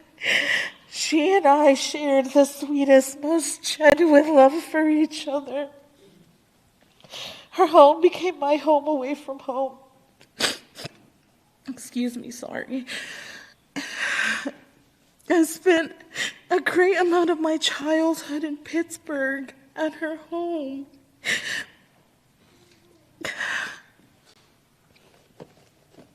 Fridays were my favorite day because I knew I would get to go to Pittsburgh. And Nelisa would let me and Nani do whatever we wanted, and she would let me fight the liha with everything, is what she would say.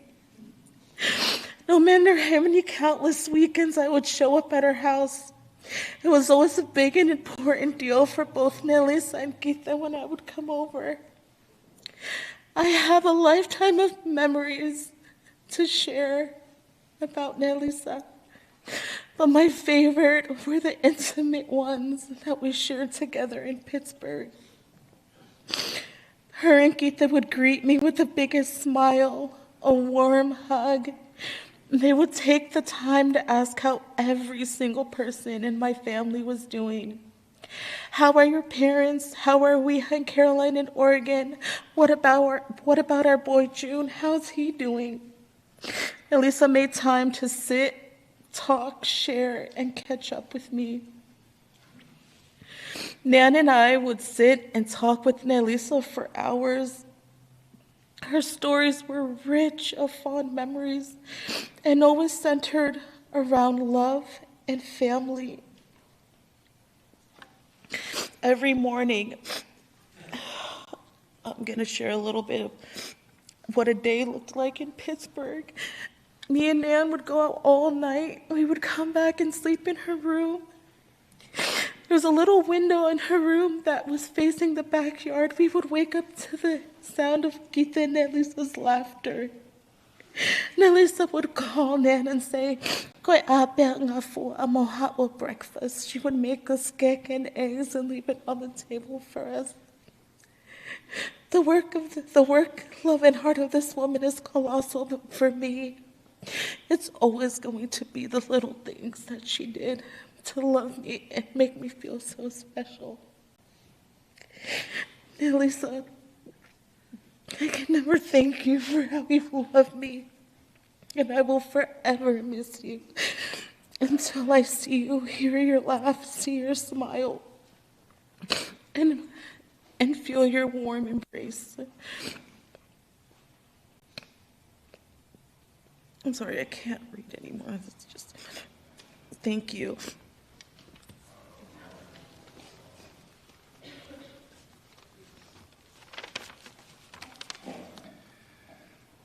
Pa malot ke lea me whanawa a taupui. So e maoni ko e whine koe ni o whatatau ke taha kotoa peo si lau me whanau. Ko ia koe hoko te tau polo kalama, u kore ke hapoi ke tā mai bua ki whasi pe a tae whi iloa ki. Pe koe osi pe ko ia, hoko mai rewa tu pou o lau e pio ka alafi. Pe hoko mai ai pe mo e tau fui pe mo lata mo e whanau, ngā tohoua ni Elisa. Mo hoko mai pe ho mo ngahi rea, osu eba rau toki hoko atu, malo.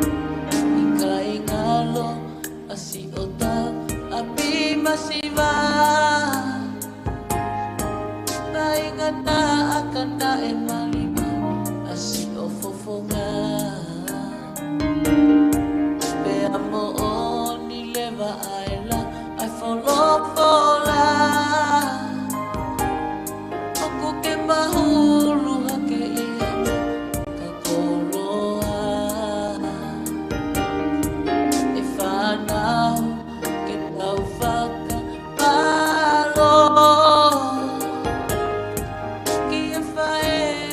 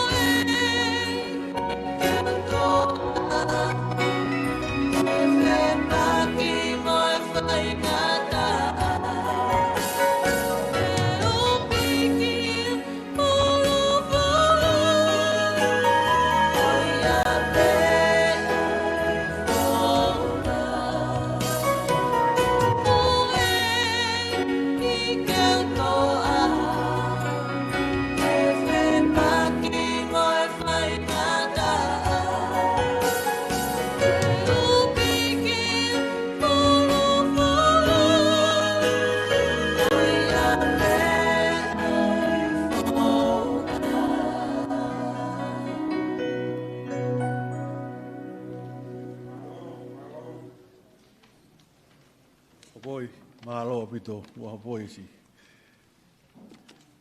Pai e tau hiwa. O koreat kia tupou. Pia moe toi ngai, ngatoko ua Nelisa me moe tunga ne. Mo unu mai, e kuwa pepe taimi.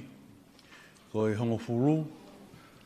Ko i hene e kau tangata mi he whare na te ke awe Nelisa. Ko ia ko koreat tupou. O lau e pio karapi pe hoko mai ai pepe moe toi ngawe matoko ua mai tuani.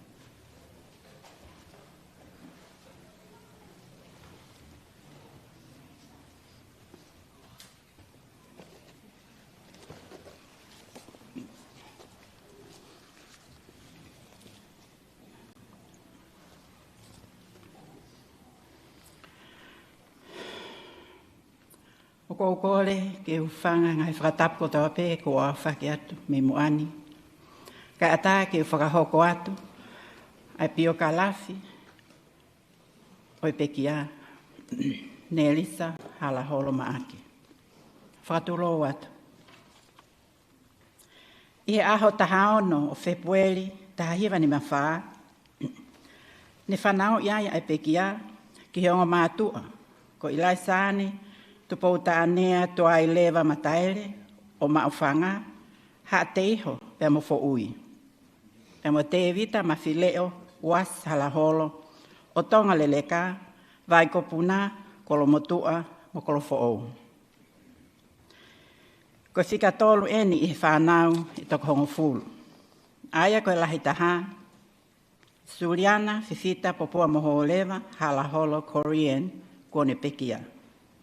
Fika awa, mantala aho halaholo shoots, o kune inu usila o ke lava mahi he fiafini. Fika tolu, koe pekia, Nelisa Halaholo maaki. Koe fika wha, koe ongo mahanga. Ko ture, kau whare aloa, halaholo, liong wo, pia mo aalisi, si moa, lātu ila. Fika nima, ko fine motoa konu whahoha a, tupou halaholo tuitahe. Fika ao no, siaus tau fui a valo, halaholo, o kune I heni he poni. Fika fitu, siaus fai wa halaholo, o kune kwekene lava mai, o kune usila. Pene malolo e mau fine eki, ilai sāni tupou tānea. Pea toi mau hoa e mau tangata eki, ki a lata heanga, voki, halaholo. Pene mau e ha mau whakatola. Ko liwa kai tau, te vita liwa kai tau halaholo, pea mo fifita, popua moho lewa. Ne ka mata e whekumi tau ataina, na pekia, mi lau tohi puleanga, ingere ia. Hoko ake he koris kun salote, pa hiki mea ke he koris sa antelu, pe whakaos ke hako maolunga o liahona. I he aho hiva o okatopa tahiwa fitnoa, ne tālia he pekia a ako naki a lot pahai, aia ko lotu ia na kau kia ene ongo mātua, o I kai ko ene mui pe ko uhi ko ene ongo mātua, kana ane whekumi tau atai na pe motui ki ai, pe ane toki tāri kakato, kene me mi pai, o au mai ai pe ki he ahwha ose o ene mo ui. Nai kawat foke ai pe ki a pe mo alisi mo lātu ila, pe mo fini eiko seini tu ipuloto o taire po, I ngahi ngā au e whakaloto. I hono whakamafola o e lot pahai, ki e ua, pe mo wawau, I he konga loto o e whitngofulu tupu. Nā ne kawat foke e ngahi ko miti ngā au e alotuni, aia nā ne hoko ai koe whailau tohi whasapati. I ngahi whetu ke he kehe o nuku alofa. O tau tui ko toa pe koe ngahi whanau koe na e whailau tohi ki ai e pekia. O nau hoko koe whanau lelei he ahoni. Heri ko ia ne ka matai a ene ngāue I whare koloa o ene whae tangata ko hamet mataere. O ne ngāue whakatahai pa mo ene whanau o nau whakalele a eki business a hameti I ngai tau lahi. Atu, Korini, Filoi, Hola, Penny, Lolani, Samuei pa me kalasi ki lalo. Na ane tūku I ngata I hana whatongia ko eni, ke toko ni I mo whakalele a ki business ko na hameti. Ne hokat ene whenga o ne wholau ki nusila o ngāue ai ngai tau si. Pea ne whoki ki tonga o toko ni, a hana whakalele a ki business a ene o ngamatua, I ngai tau si. Nai toi mau whokona whainga maarie o ne ngāue ai he hotel e Dateline, pea mo ngai whatongia kehe, ki mua pea ne wholau mai ki whonua lahi ko eni ko Amerika. Nai mawahe mai ane Elisa ki Amerikani I hona tau o ngofulma fitu I he taha hiva o taha. O ne ngāue whakauto mau I he ngāue na ane whakahoko. Ki he toko taha kotoa pē na ane ngāue whatongia ngāue ki ai. Na ane whakahoka aki ahano lo tōko toa, hivi, mo lau maalie. E ne ngāue ki he toko taha kotoa pē. Ko toko taha whai to tonu eni pia mo ngāue lelei foki. Hiri ngahi tau lahi, ne whiloa ki ai, pia mohono hoa, o whaanga, ko sione ki te maaki, kone pekia. O na whakahoko hona whamiri, pia na e whakakoloa aki na ua ai ongo kaunanga e toko ua. Lisa Ann, pia mo Liliani.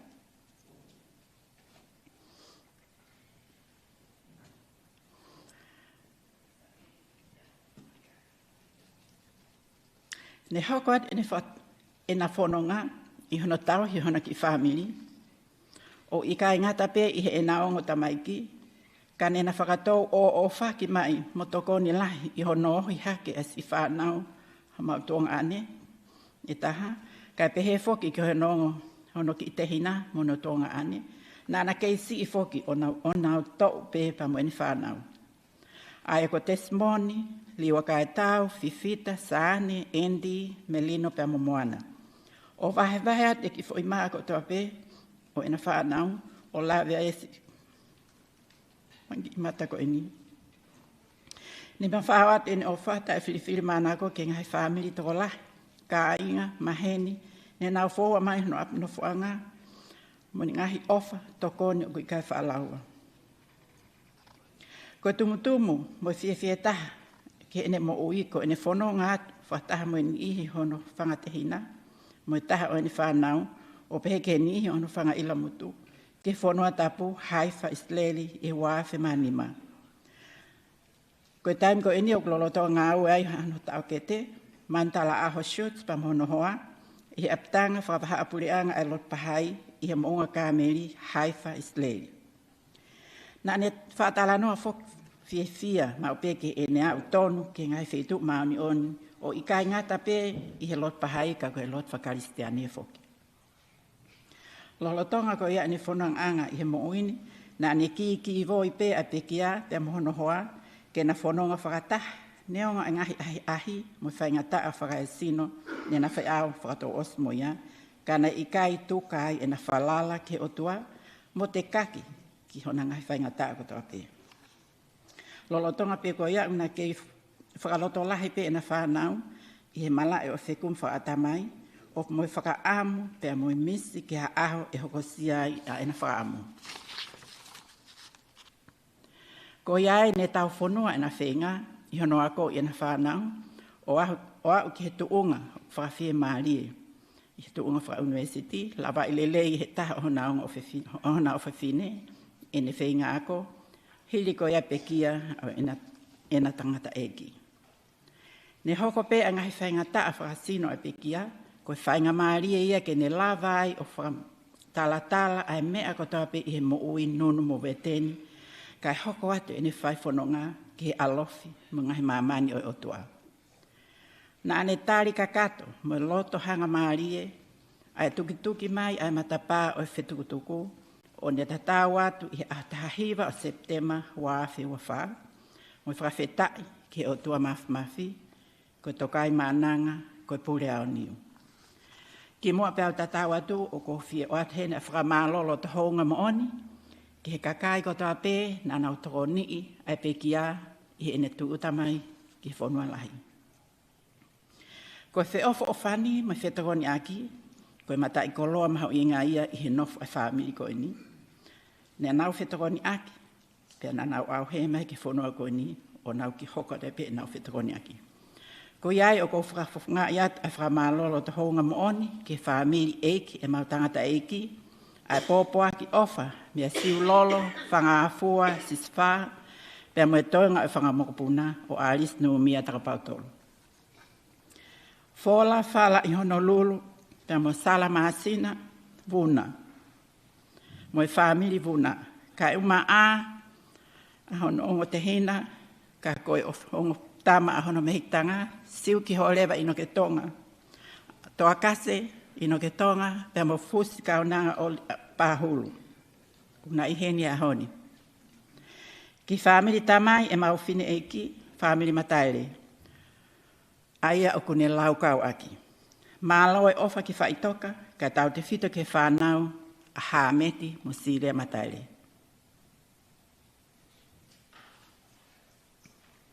Si whamiri whae e mau fine eiki, me he hala tuktonga, mau whanga.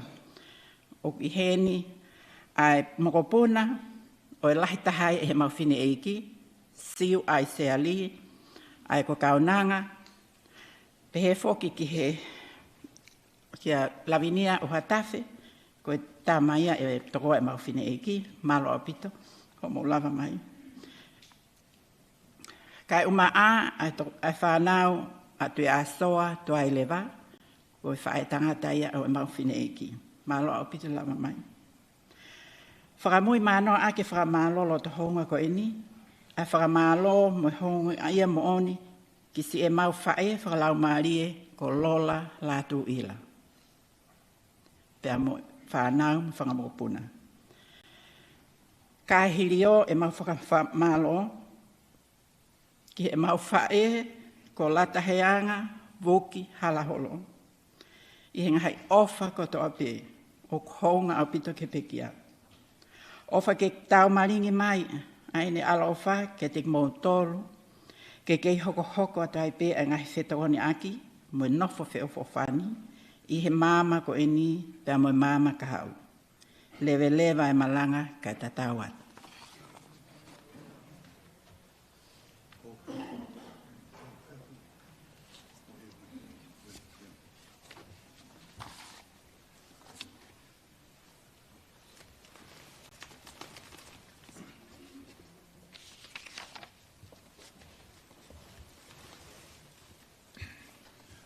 Kaore beke u whanga he tala o os whakatapu. Kai tuku mai ke whakahoko atu, ai whakahoko, ai whanau, saane, mo te vita wasi halaholo, pe mo lata heanga ke nao mai o whai e ki rea ofa. Taka ki mua ia, o tolo at ki hea Lord Wahai, pe peheka tu loko mana, te hala whatai, hea ki halaholo. E tāua tolonga whutupu, kua hiri, na si i pekia e mau whae, la sane, te pōta anea. Te hauka mai ha whewhine, o tauhi ki mau tolu, o la langa o wha, o hoko whewhine koa ni, o mau ofa ange mau tolu ia i he mau whae. Ko lata heanga Woki. Ko kore heni, ke whakaanga i hok taimi, ke kore kalata ke kātaki mai ki moani, o whai harea ofa, he ko ilo i pē, nai whakahoko a rea, ke mafo sāne i whoui, kau kore kalata ko whae i he taimi ni, he lolotonga, ke kātaki mai ha whai hau ki rea ofa. Mahalo.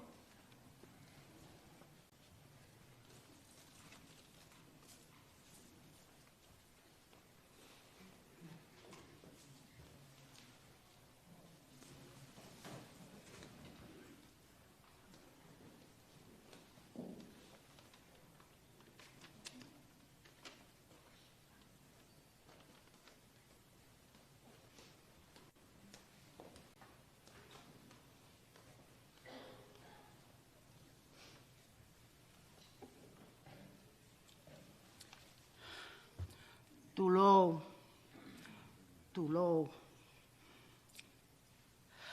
Ko hūwhanga he whakatapu ko o siono whai. Kau mau hawhainga maari e. E ki whine motu a mao lalo koen. Oku tuku mai e tau fui. Ke whai haku rea. Kai kaha lea e tae whiunga mo ki mōtoro. Ka kou. Whakaapa lahi atu ka mōtoro. Whakatapu ki he whale tapu e o tuha. Tau lo nukua i he pōkoi. Whakatapu atu ki he hau eke o kune mea.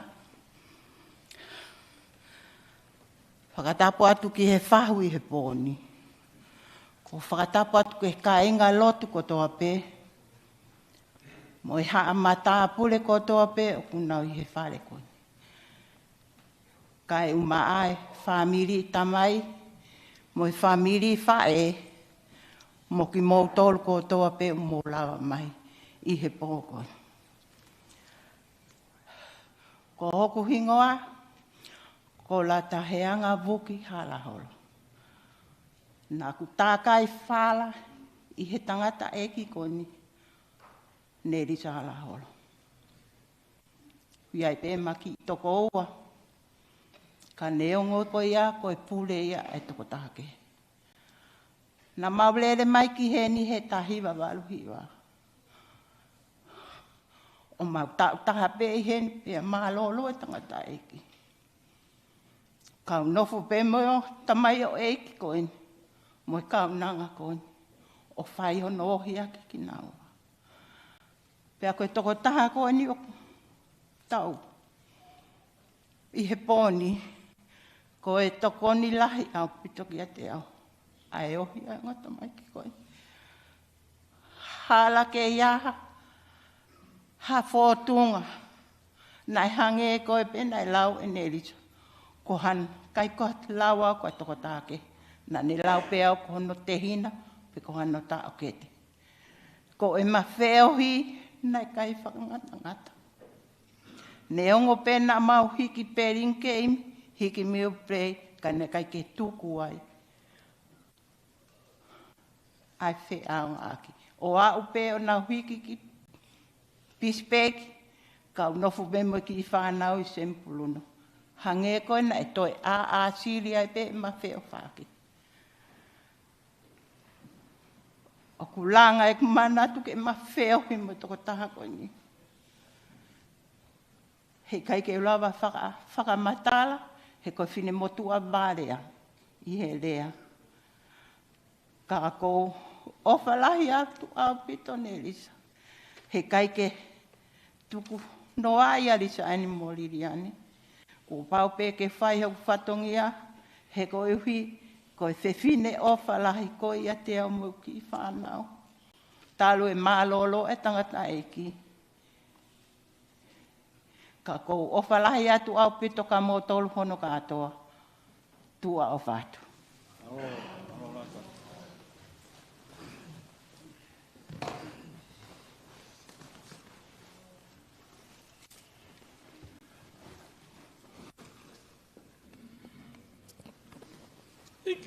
Hei kai pe ngalo. A whai toka he mau whae. Pea kui heni, a tamasio ai whae tangata sa ne, ko tuita te asoa. Ko kore ma atu ita ke hawa whai haki manatu merie ki whai toka. Ka hoko atu e wahe ai whangatoko wam whantuane maalo.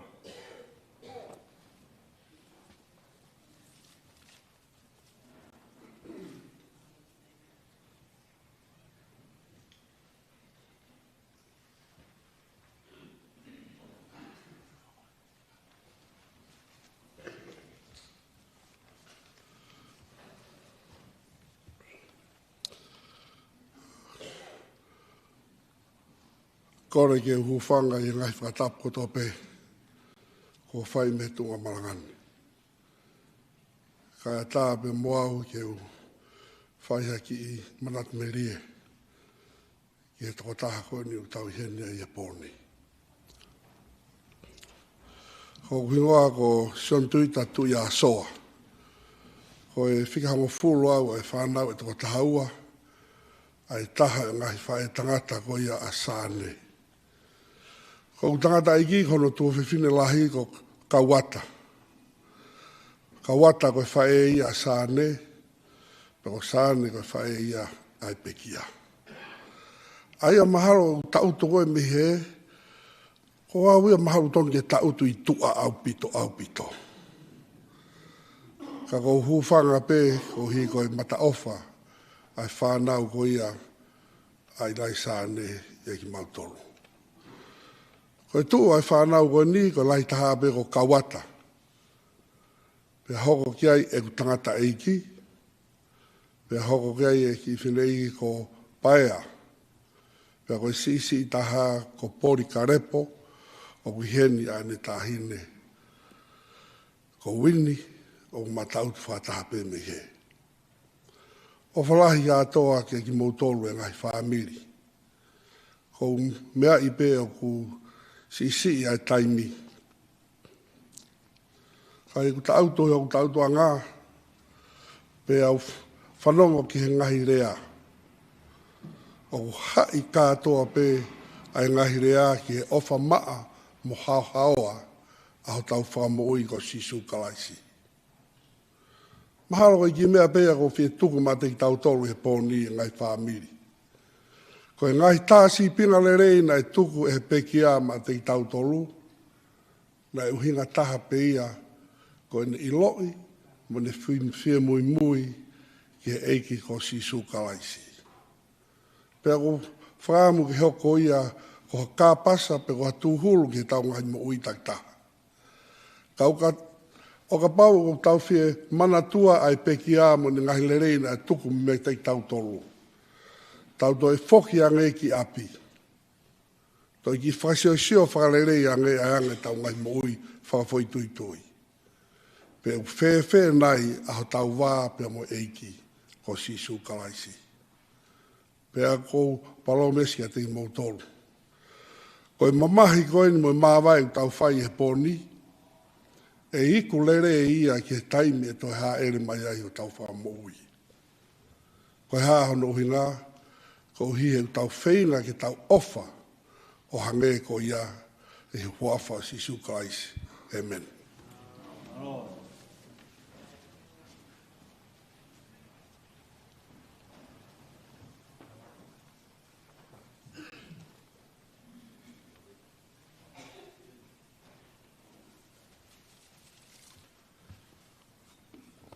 O ki ia lava mai toko tolu he whamiri, ko kore atu whare aloa, ārisi, tupou, riua, and fita, ke mou kante ko lava mai o whai ho mo vai wahe, tak mini te be tolu.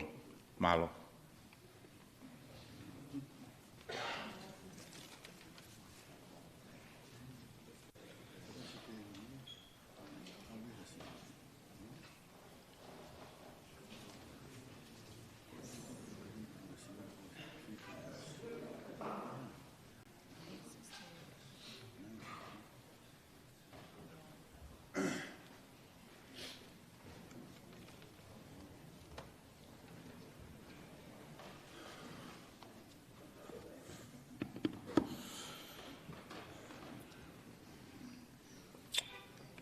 Hello, everyone, again. My name is Falaite Halaholo, and I'll be sharing a speech on behalf of my sister and I, my sister Fita. We are the youngest siblings of Nelisa, and I would like to share a few words. All we want to say is thank you. We never felt less loved by you. You treated us like your own. You were always there to support us and guide us in the right direction. I look forward to our conversations because you always had something insightful, especially one-on-one and especially as I got older. And you absolutely loved bragging about your little sister and the wonderful things she's doing for the Baha'i faith. On the weekends growing up, we'd go to the Burlingame house on Martinez, and then every weekend we started taking Bart to Pittsburgh. I loved going to Pittsburgh because they had cable, they had internet, and they always fed me. I remember going through their cabinets and cupboards and the fridge to eat anything that looked good because I was just a growing boy, but the girls would be upset because I'd eat everything. My bad. I loved hearing your stories about growing up in Tonga, and especially the ones about our father. I don't remember as he passed away when I was 1, but Nelisa would constantly tell us stories of him. So I'm sure they're up there now visiting, looking down on us and scolding us with that look we know too well. And maybe an eye roller too. Nelisa loved our father and would constantly remind us of how important the faith and education was to him. It's something that was just there all our lives. Don't know what kept pushing us together in school, but I guess that message stuck because we all pursued higher education, with most recently our young Melino starting out at UC Davis soon. Over these past couple of weeks, we had been mourning the loss of our dearly beloved sister, mother, aunt, best friend. Nelisa was someone to everyone. She was the life of the party, and most of you here could attest to that. I can recall at my wedding a couple years ago when my wife's family was so thrilled to meet my family and couldn't wait to tell me, "I love your family, especially your sister. We love her. She's a blast." I naturally assumed they were talking about Fita until they pointed out Nelisa. We will miss you. Things won't be the same, and I can already tell based on the last couple of days. Be prepared as well for this life. Thank you all. I'll fly you.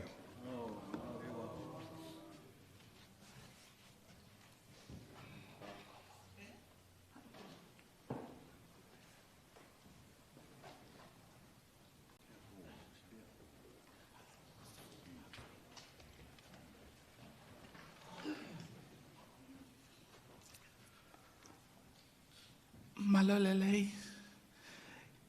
Ki mua pautoki introduce myself. Ko vare helea, o ko vare au pito, ko tu pau pe poto helea. Ka te urewa ta. Ka te u atu peki lea no.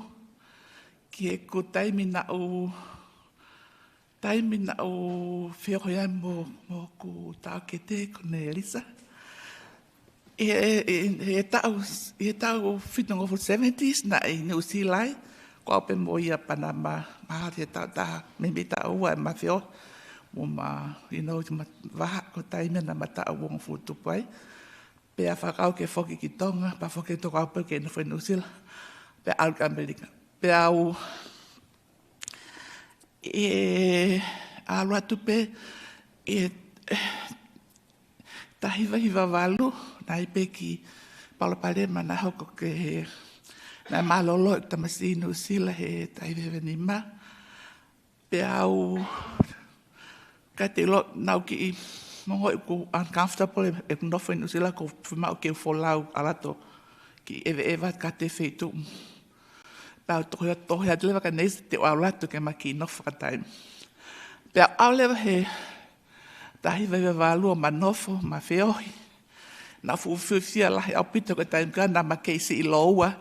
Na e tau, ma waha ki pe tau e ta. Na e taimi ko ia na ko mau, ko ki mau pena ma wake ta e ta, ko e tau e ngana na wake ta e ua Panama. Pea na fuwhia lahi au pito e manofo mo e tau ke te koe ni na e lahi au pito e ma whet tau lake mea lahi pane ave, ta kai o lau. Na onofo mo ia he hitahiwe waluke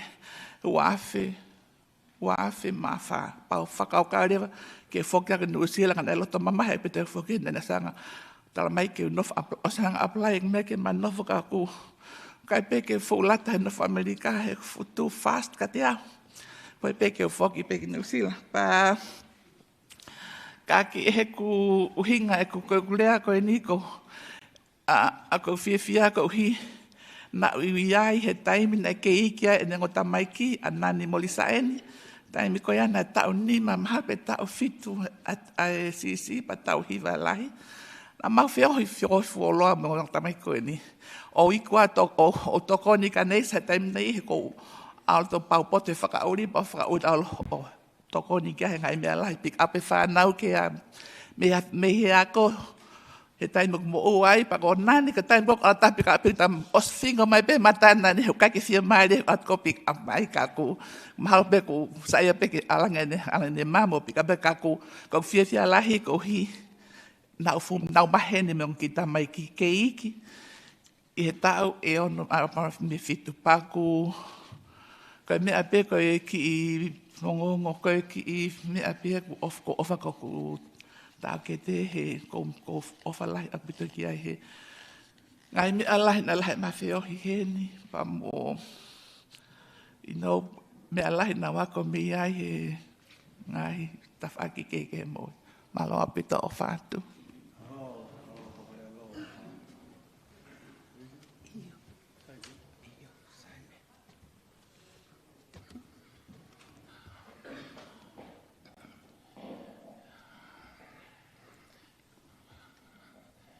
Katulo at no pere bahai. Tai me ko tui lo kamana. I ke tangata tui halafatai. Whatu tō watu ke kautaki loto. Sikai ngā loto bahai. He ke whaiwhekau ka sina vuna. He ngai whainga maari o tāpuk maa. Ko ki ngoa ko arisi mo la tuila. Ne ia ki hala whakakawaka. Nā malanga, tahiwa, hono. Me he api ko tau taware. Ki he api ko kau. Holoki e mate hala whakakawaka ahon. Tā oe ni mawalu e whiau me peki a koe. Oe kuna wholata he api ko kau.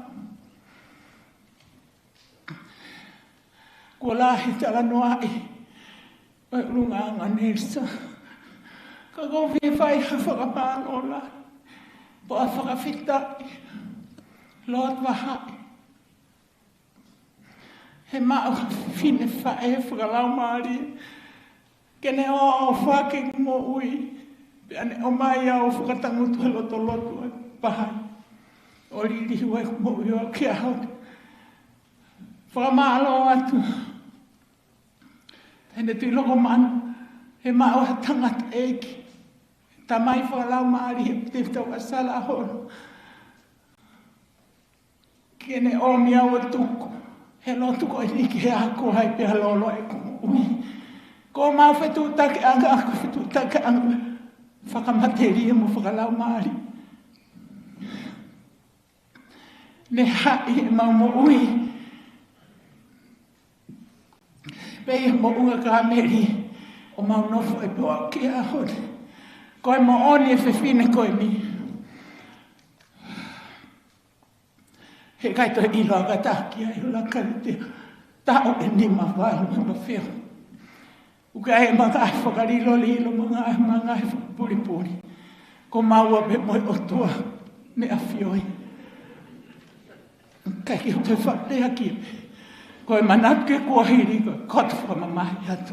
Mea e peto hene ko tui loka mana. Tui loka mana, kua fo e whewhine he security, ko e tupo waho me kua alo. Kai tuku mai au kua kafo kaua e ke wheitu una. Ko ofalai atu ko fofonga. Kua ke mea, me furufui uru, ke ahu whiwahe whine motu are. Hei kai keu toi lai whakamata. Ko ofalai atu ki ha whafonga. Hei kai ke ngā. Tai mina ama whakawhi āta kai hon eia ki mō. Me he deadline hotel e ki mahina whikite. O tūri mato e tuita ka mata tāu hono ati o po uri. Ka mau nofo peko unga koe. Ko haki me inge e sihina au maa wai ka mau lawe ai. Ko ofalahi atu, si o kāinga lotu, he kai te mōngano. Awe, ai hala he koni, a se kuwha e, ko ilai sahane, ne mama wae pe te kai ke pui a te hau ke fufuru haipu. Ko whehu ia pe ko ngai le leina e mau e Nelisa ko ni mei whe. Ko e mau me whae, he oku iai, ai ako naki he lotu koe ni. O ku whakahino hino ai ki mautonu. Koe whae lelei, me o mai whanau lelei. O tupu me ia e community lelei. Te koe o kou ilo papau hea honi. Koe whanau tama e no pere. Me tahine tui loka mana. Koe kai meri ai. Whae o tau whakataha hea honi. Whamalo atu wholavuna. A wehe kai ngālo toa kasi. Mo wholavuna e kola to lata i kau. E na e kumi me arere ia. Ke whakafu. Whai pe kua rea nge toke tā. A to ata tuko a risi koloa ko tau ilo feitu mo e apio ku lata ki ai. Nā u lata pe he hapu ko kau koe urunganga. O e kau whewhine apio ko kau. A wehe lata pe ai koe ko ulus ilai sāne. Whewhine angarere ko whanga fua. A uai peke mawai. I he walu taha i sune, nā ulere mai ai ki Amerikane. Ko e mama wa ia mai pekia. Oho ware au, sune pe ko tau mai ko tāmi hawai. Arisi, talanga lola ka makto tonga walu. He oku kei whe. Ko hau eni hawai ko tata ho hau. O tarama e paru. Ke umo amai kai ampi New Zealand. Pea toki hake Amerikan ke tau no fo. Ia we ku ni mo ba e na mislahi fe finena. O mai ko he pe mo ui Amerikan ko kumi mo ui na mafai. Pea ko hongo e honi ai alo e fe finena. Fe finena ne hanga o whakatonton mau pepea. Ki a fe iau me ko wiki le. Hen ane a pen ke ne pekia. O ta ho kof ke tui. Tau mai ane afko tankari. Ko hu mai mo ku hau ba hon. Ha o tangut he se ko hau ta hau. Na ka ke sai ia he sio ke fanga mo uina ku fai. He ko fe fine na e poto, poto. Pe poto no tau he pa anga he manofu fon man. Kai ke te talango fuak here atunga anik tamai mo. O ku minite pe tolu. Ka ko tiu pe ko ova he minite tolu. Ka ko ia ko o falahiat ka ki mo tolu. Ka kia se alea fe unga. Ke whakahaunga ko mo o wha. Ko o falahiat. Pe amoe. Hange koe lau. Koe ahoni ke tau lotu pe. Tau lotu pe mo tau hanga ki mo e tau mo ui. Ke tau sio pe ke o tua. Ko tau mo ui a ngā pe ia. Lewe lewa e lea kau tatau atu. Malo. Tulo o watu.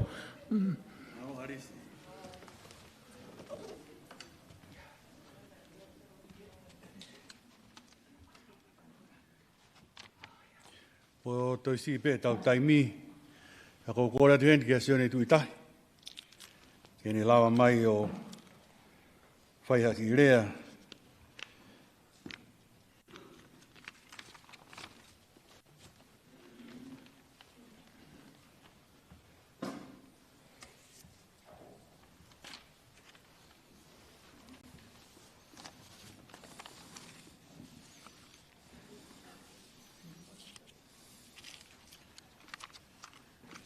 Tapu ki he api o ai o tua mafi o ta roto tonga.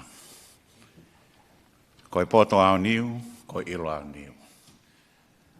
Ko e ne ofa, o ki kai hu mata niu, ka au tō ngā. Pea o inasta tau ai pia masiva, pia mo e kroa ia.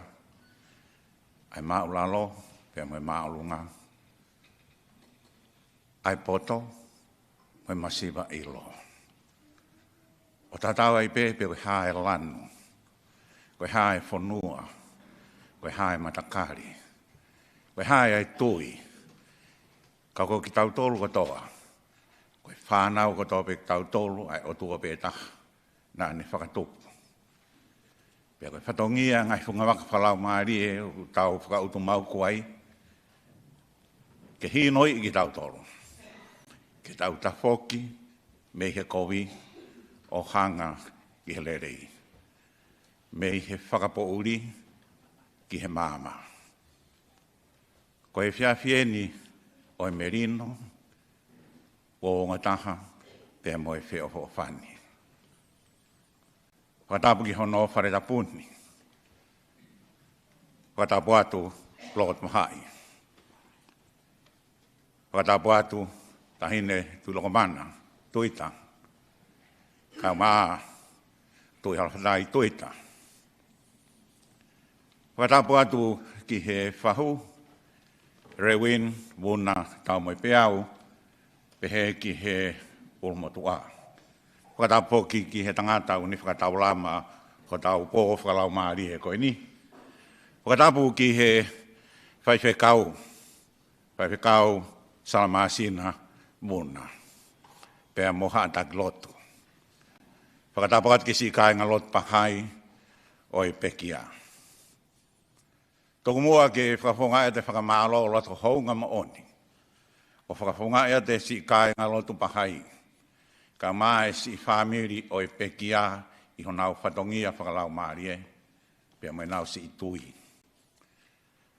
Ai matoa ki loto hounga maoni i he mea mai hau eiki. Mea mai a hātau i whanua. Hātau ki loto.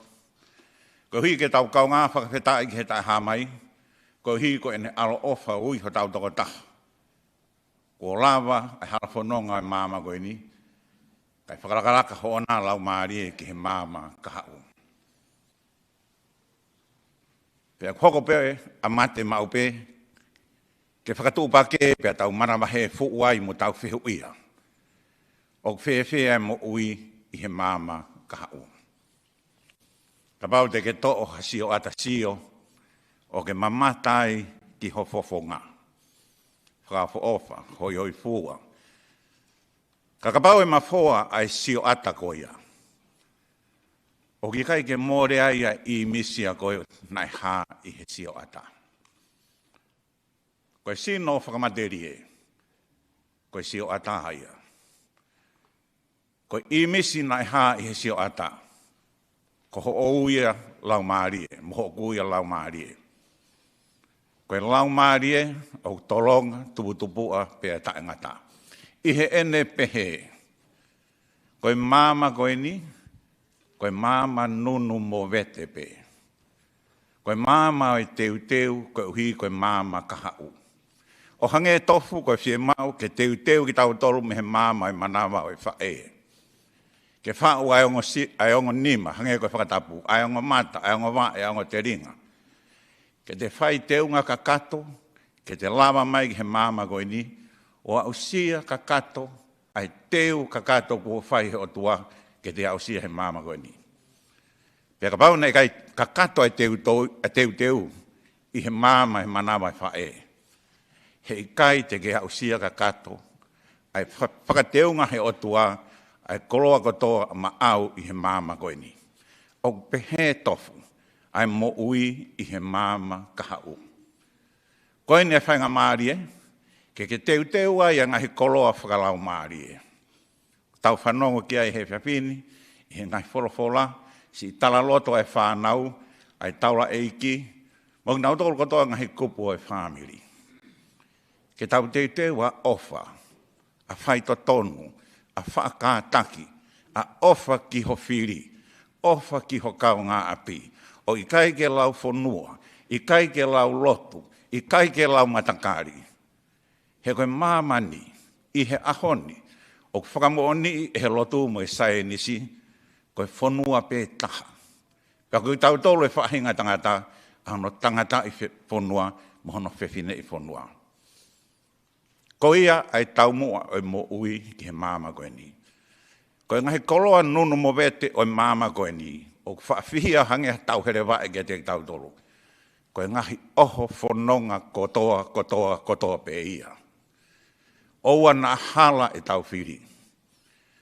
Ko tau e ni mga fulu, ko vai wa centurien, ai au he whakatorahi mai e kai ngatonga ki muri. Ko Amerika o ge toko nima mano ki hono mano tupu. Ko Nusila o ge toko mano tupu. Ko Australia o ge toko ono mano tupu. Whaingo fuape, wakai beke statistika, e ngai whanua koe ni. Koe tau au he mai, koe kumi hamo ui o ko lerei ange. Whakasino, whakata mai. Sino e mea, koe mo ui whakalau maharie.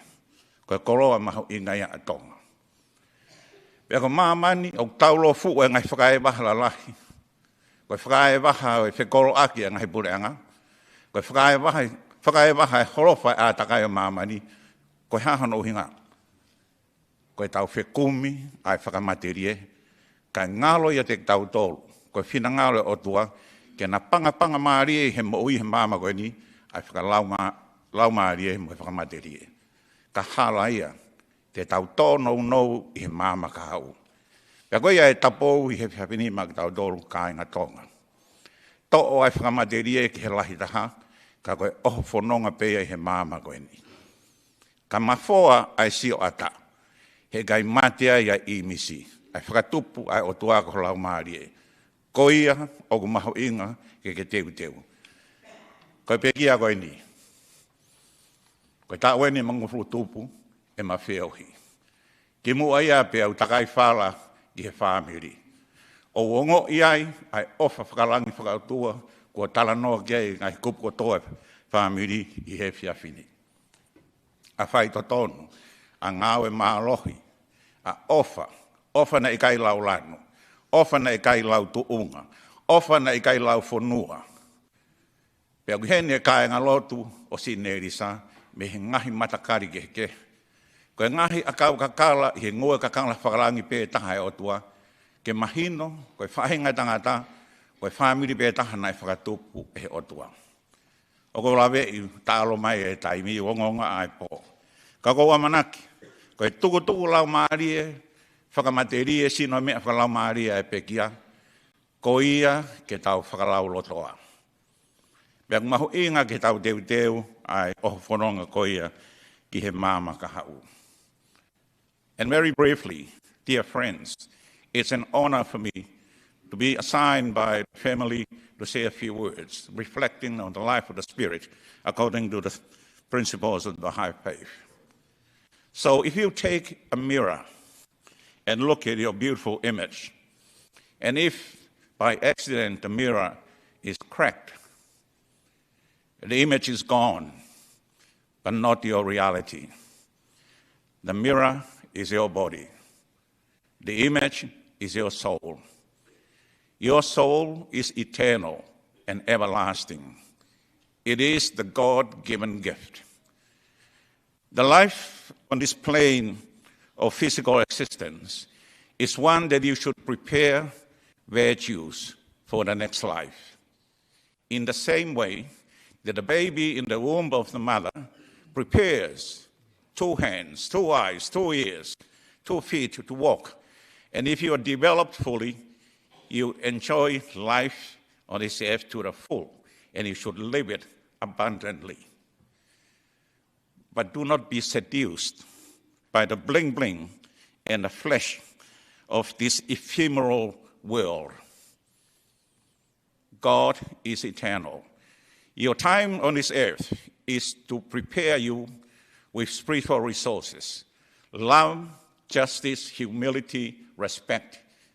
Love that is eternal, love that is universal, love that is unconditional, and serve your fellow human beings to the utmost of your ability, as well as with respect and a sense of justice.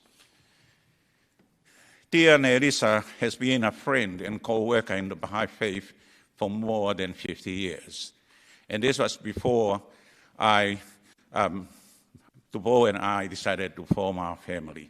It has been a blessing to be a member of a family where there is love, not just Grandma Sane, but also Grandma Pangafua.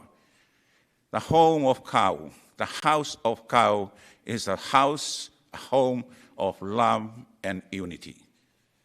It was, of course, initially started by blood relationship, but it went further and beyond that.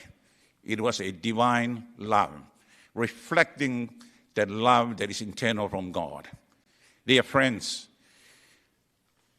half a century ago, the Tongan community migrated, exodus in mass, to the metropolitan centers of the world: Los Angeles, New York, Sydney, Australia, Auckland, New Zealand, and other places, Hawaii, for that matter. We were in pursuit, in your case, the American dream. But let me remind you, if you do not remember yourself, it is about the balance of material and spiritual prosperity. If you chase material prosperity only, as they say, that is a rat race. The material resource of this world is only for this world. You should acquire the virtues of love, justice, and unity, and hard work, and serve your fellow human being. And today, we are a very globalized community. The world is but one country, and mankind its citizens. And the diversity of our humanity in color, in shape, in ethnicity, is like it is actually God's human garden. And the beauty in the diversity is not only to be embraced, it is in fact our new reality and our new strength. And I urge the Tongan friends and the Tongan community, focus not just on material prosperity, make sure there is a balance with spirituality and spiritual well-being. I'm aware that time is running short. It has been an honor to say a few words. In the depth of my heart, I would like to pay my respect to my dear friend and sister-in-law, Nelisa Halaholo, who has been a pillar to the family, a second mother to many of our children, and a loving fellow made 7, and I'm a 7, saving humanity and saving God, therefore. May the Almighty shower his blessings upon us all, not just for tonight, but forevermore. I love you all. Malo Abito.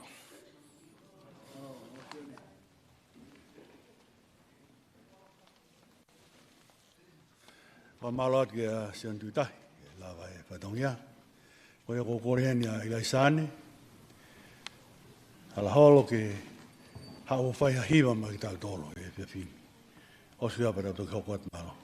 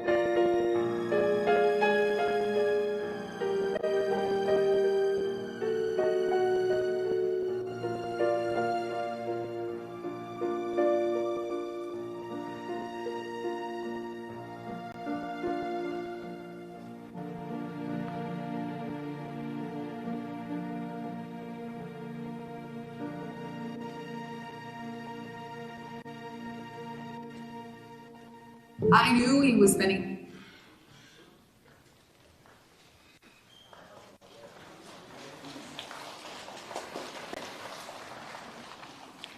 Whamalo atu i laisani,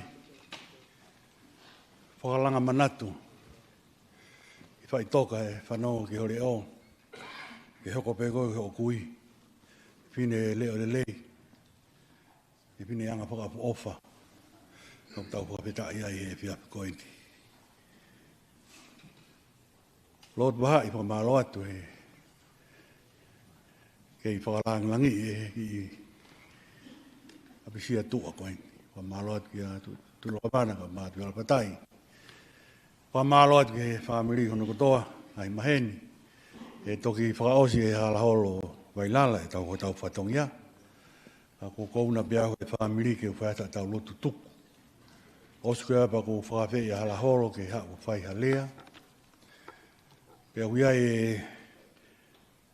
i foi papana ke fa na wi tu ke mo toki me atu to de bena aunga e ko tau pokala mana ke tona ki o ku iho mo polo kalama pe vege ulawa na fai ke tonu ku lau ka ko te mo to si o te pe ki ai ki tau to faka osi ai tau lotu o toa mafi ko e mau tamai faka hebania a fiona o ku Fia ho mauloto ke tāpa fua ho hua whahe ho wa koeni. He nā mauloto atu ke kau mo ki mautolo. I he ngau e o e fiafi koeni. He te mau kamata pe mo koe, pe te mau whakaosi pe mo koe. Ke langi ia toko tahai pe ai wapa si hova. Mau whamalo atu. O e langi lelei o e whakataha ngani, o mau ikuna, o mau wau ki he tō mui o e whakaosi o e ngā au e whiapi koeni, ko si whakamāwai pia mo e whae ofa koeni. Ka kia harea whiunga ia ke whai ake ai whakamālo i ho hua wha eiki, he uku mā oni pia uku mā oni ai a whiona. Ko mea pēku mau kore ke hipo mai pe mua ho lau maari e, mo o wha mo o kere si o no fo ia i a tek ngā tolu. Kai pehe po ke whamiri, kai pehe ke onki mata koini. Tāpo ki e no pere, pia moho eiki, pia tuku ke maulawe ai. He koe o tua koe o koe wawe mau peke, toko nia ke mau tolu he whanonga ko mau whai. Koe whakake heka o e peke ia e toki whakaosi a pongi, kau mau whakamalo atu pe mau whakawhetai atu he lava, ai whatongia mahu inga koeni, ke mau o mai o whai ai, whakapaapa whakaosi ke pekia, kane whoke atu ke te koe. Tāpua ki mai ai whataha, mau kori kotoa ngai me ani o tau eiki ko si sukalaisi, ko mau whakama ui. Pea koe keresi o tau eiki, pea moi ofa e o tua, i fo mai aho lau maria o nofo ia i a tek mau tolu, whai peia o tae ngata, pea tae ngata, Amen.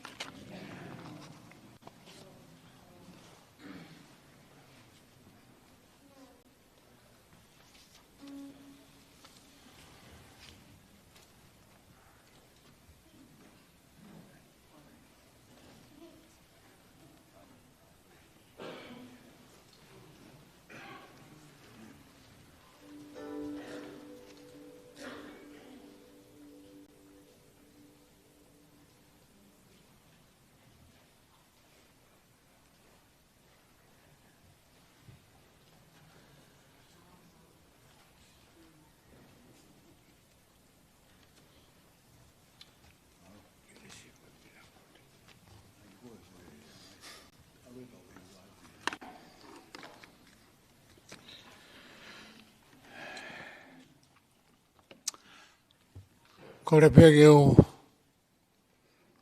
whamarumaru atu pehe ngai whaitapu ko osai. Ki mua, hange ko lotu kotu. Whai, ta wanga pe whoki ko ni keresi pehe ta umea whakarotu, pe whakawhamili, ko ni osia e mea whai. O ke ulau po te haa aunga e kuhau kona tu atu. kauen he mea maari. Ka teu whakawhako. O whihe au ke uronga he mea kou mōni. Te urea tueni. E tuku mua ke u whakatapu atu ke hoi kina ua koe.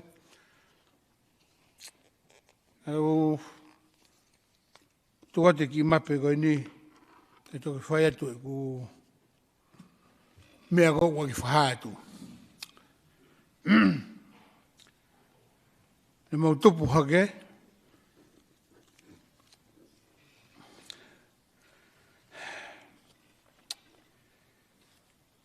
Ko mote ki ai Halaholo, ka kauia he toko whaa. I he whanau,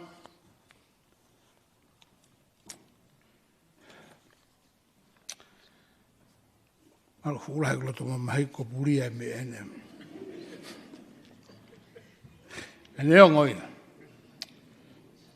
Na mau tupu he. Usiana ko ulakai.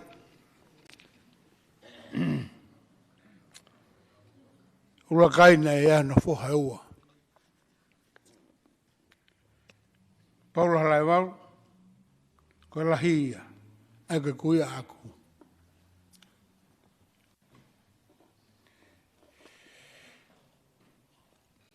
Harewa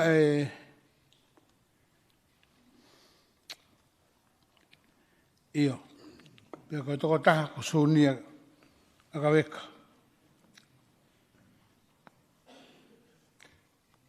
Harewa Paulo halai wau, whaerei. Halaholo. Aini koni koko hingoa ia. Pia whai kumai ki au e toenga ko toa koni unau tautu e. Komi e neu tua tu. Ko au ulu motua. Tupu e ko ulu motua. Ko whahina hina tēni mea koko. Pea koko hingoa whakatohi tapu ko mote ki ai Halaholo. Ka whai whanau e toko whaa. A Paula, hai waru. Ko lahia. Pea koe hoko. Ko Taniela tauhui ai waru. Taniela kona hingoa whakalotu ia. Hika tolu ki ai,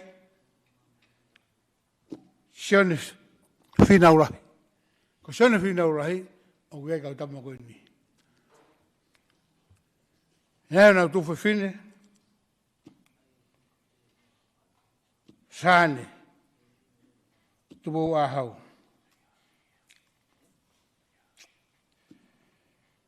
Eke ki ahani whānau, sāne. Fui toko tau tangata pio koe ni. Te koe anga ia e mautu. Te koe wahai. I te whaki e taha.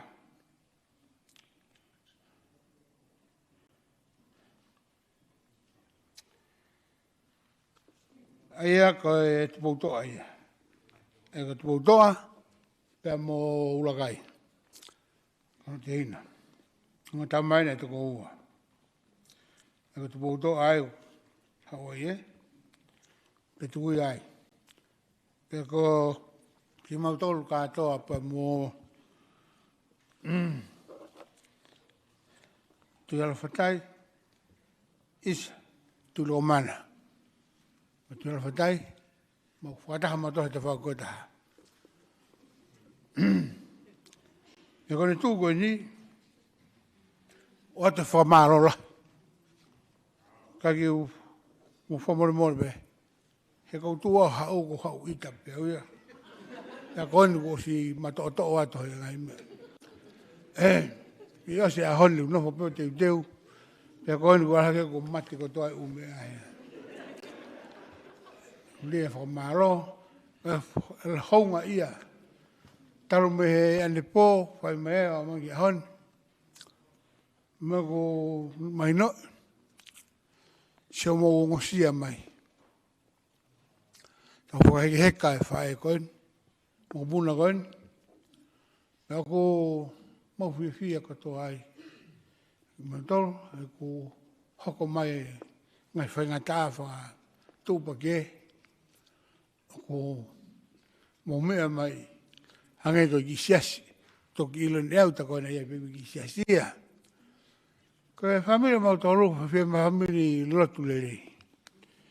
Sio, e ke he pewe si ana ia, e ke he pewe whangi siasia, e humai, kau kotoa peia, anga pe ko au. Ko roro tonga i he māmo ngā aho taimini. Ka kou kei wusi ana pe. Kau pāhia pe he kou tafoki iai. Foki. Ka kuhepe. Ko uno ui ngā ko mau fu ta ko tu ile au ta ko fu tu fa hingoa ko ma tol ko ni me mo ia. Sio. Ka ko pe man. Ta ko mo no ia pe he ko mo te kiai halaholo. Ka fu palo fuita ia. Io. Au hala ka fora ka si ko ke ha o me hingoa me. O ke hala ko mo hingoa mo toita. Ake, ato ene whakamaro la tahonga ia, me teki mo tōru kotoa. Kau tuk whaasi a pongpong e tau mea koe. A konu tarate kau tamu koe ni, nau mawhana he pōni. E tau tau ose impe tau hiki ki ai. Homone mōre mea ka pōku ia hanga e whamata tua. Pea rea e tai whiunga i tau whiohi, ma tono no o kātaki whamore more. Ka hufanga pehe lotu. O whaatu rahi me te kumotoro, i he whamiri, ka mua e kāinga, me pehe whoke maheni, mo ki mō tolu pe na mō mai e ofa mai, o mea mea tau whiohi.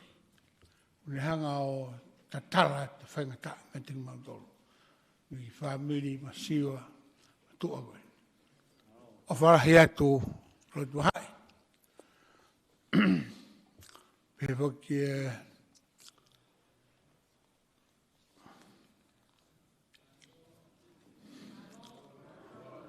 Au sai ki tau whiunga ai. Au. Taku fuhera au pito motor he tai ki. O wharahi atu le wau. Tai mari ko hinu ke ure toa ki tua. Ia tō i tāi anai ka ore ke ose tau mea. Tā taki wai ai ka hina Toyota u whiembau he kau mea ke kau he morueri ke tau e nau mea re ai ke ka taki mua o mua Toyota lanu hina.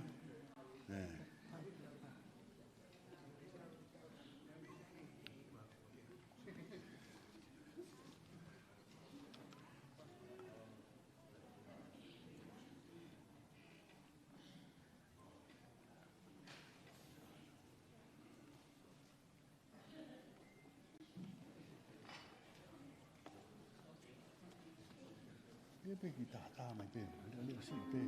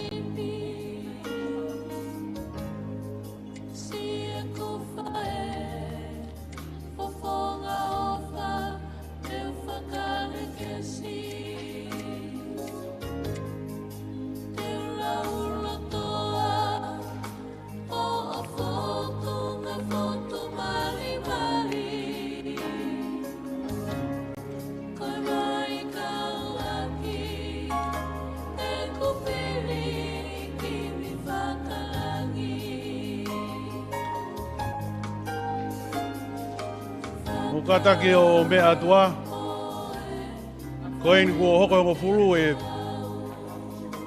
o whiunga kai tāpuni au tau whare kai whakamaa, malo.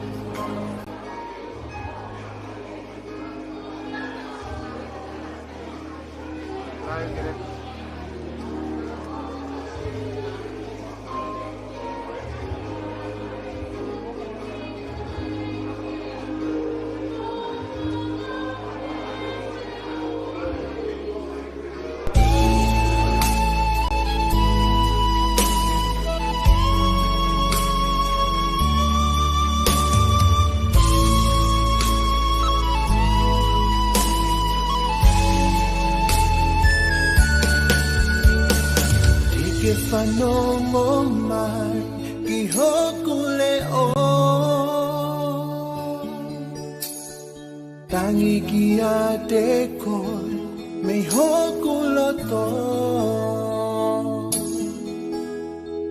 tata ki au ki he maka malunga i a te au sisu ke whakatolonga mai sisu e koko e pe Ike whanongo mai ki hoku leo te tangi ki a te koi me hoku loto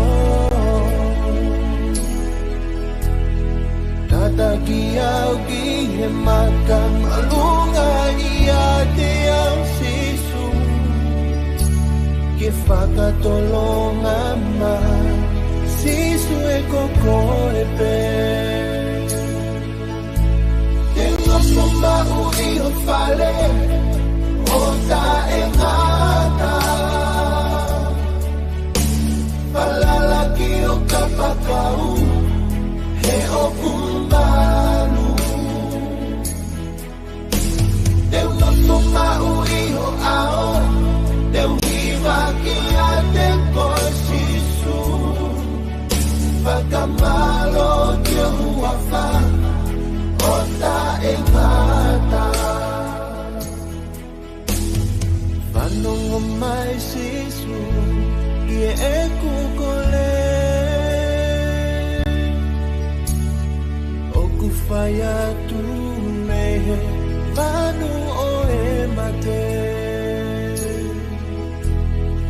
E koko e sisu na ake mate Kuhu ia e kuhia kotoa pe Whanongo mai sisu i e kukole O kufai atu mehe Vanu o e mate te e koko e besisu na ake mate puhu ia e kuhia kotoa pe e ngofo mau i fale o ta e ngata palalaki o kapakau e o kumbalu e ngofo mau i ho ao e uhiwa ki a te kosisu pakamalo ki o huafa o ta e ngata e ngofo mau i ho fale o ta e ngata palalaki o kapakau e o kumbalu e ngofo mau i ho ao e uhiwa ki a te kosisu pakamalo ki o huafa o ta e ngata e ngofo mau i ho fale o ta e ngata palalaki o kapakau e o kumbalu e ngofo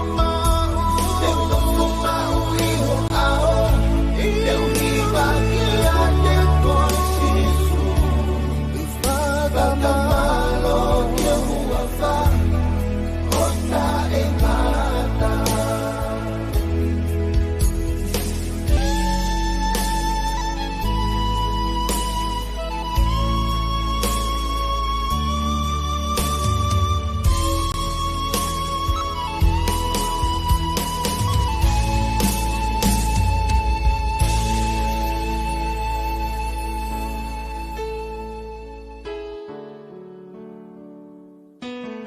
Tame tolu whāwes walo, mō ka mata ki he eiki o ilo o kusai. Manu ia ka koe toa o ku whanga ki ai.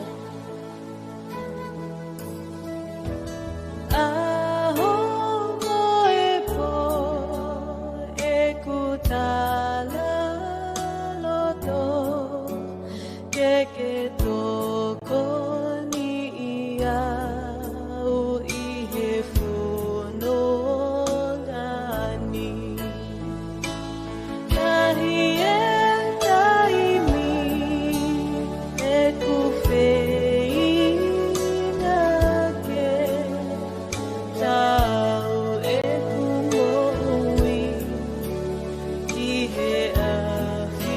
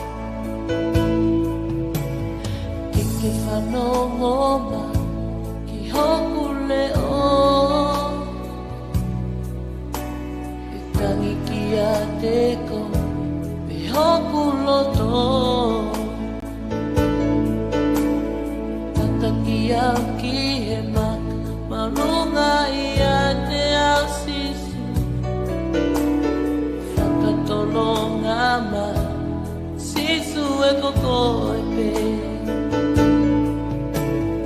Kiki whanongo ma ki hoku leo Tangi ki a te ko me hoku loto Tata ki au ki e maka Malunga i a te au sisu Whakatolonga ma Sisu e koko e pe Ki unofo mau i ho whare O ta e ngata Whalala ki o kapakau He hoku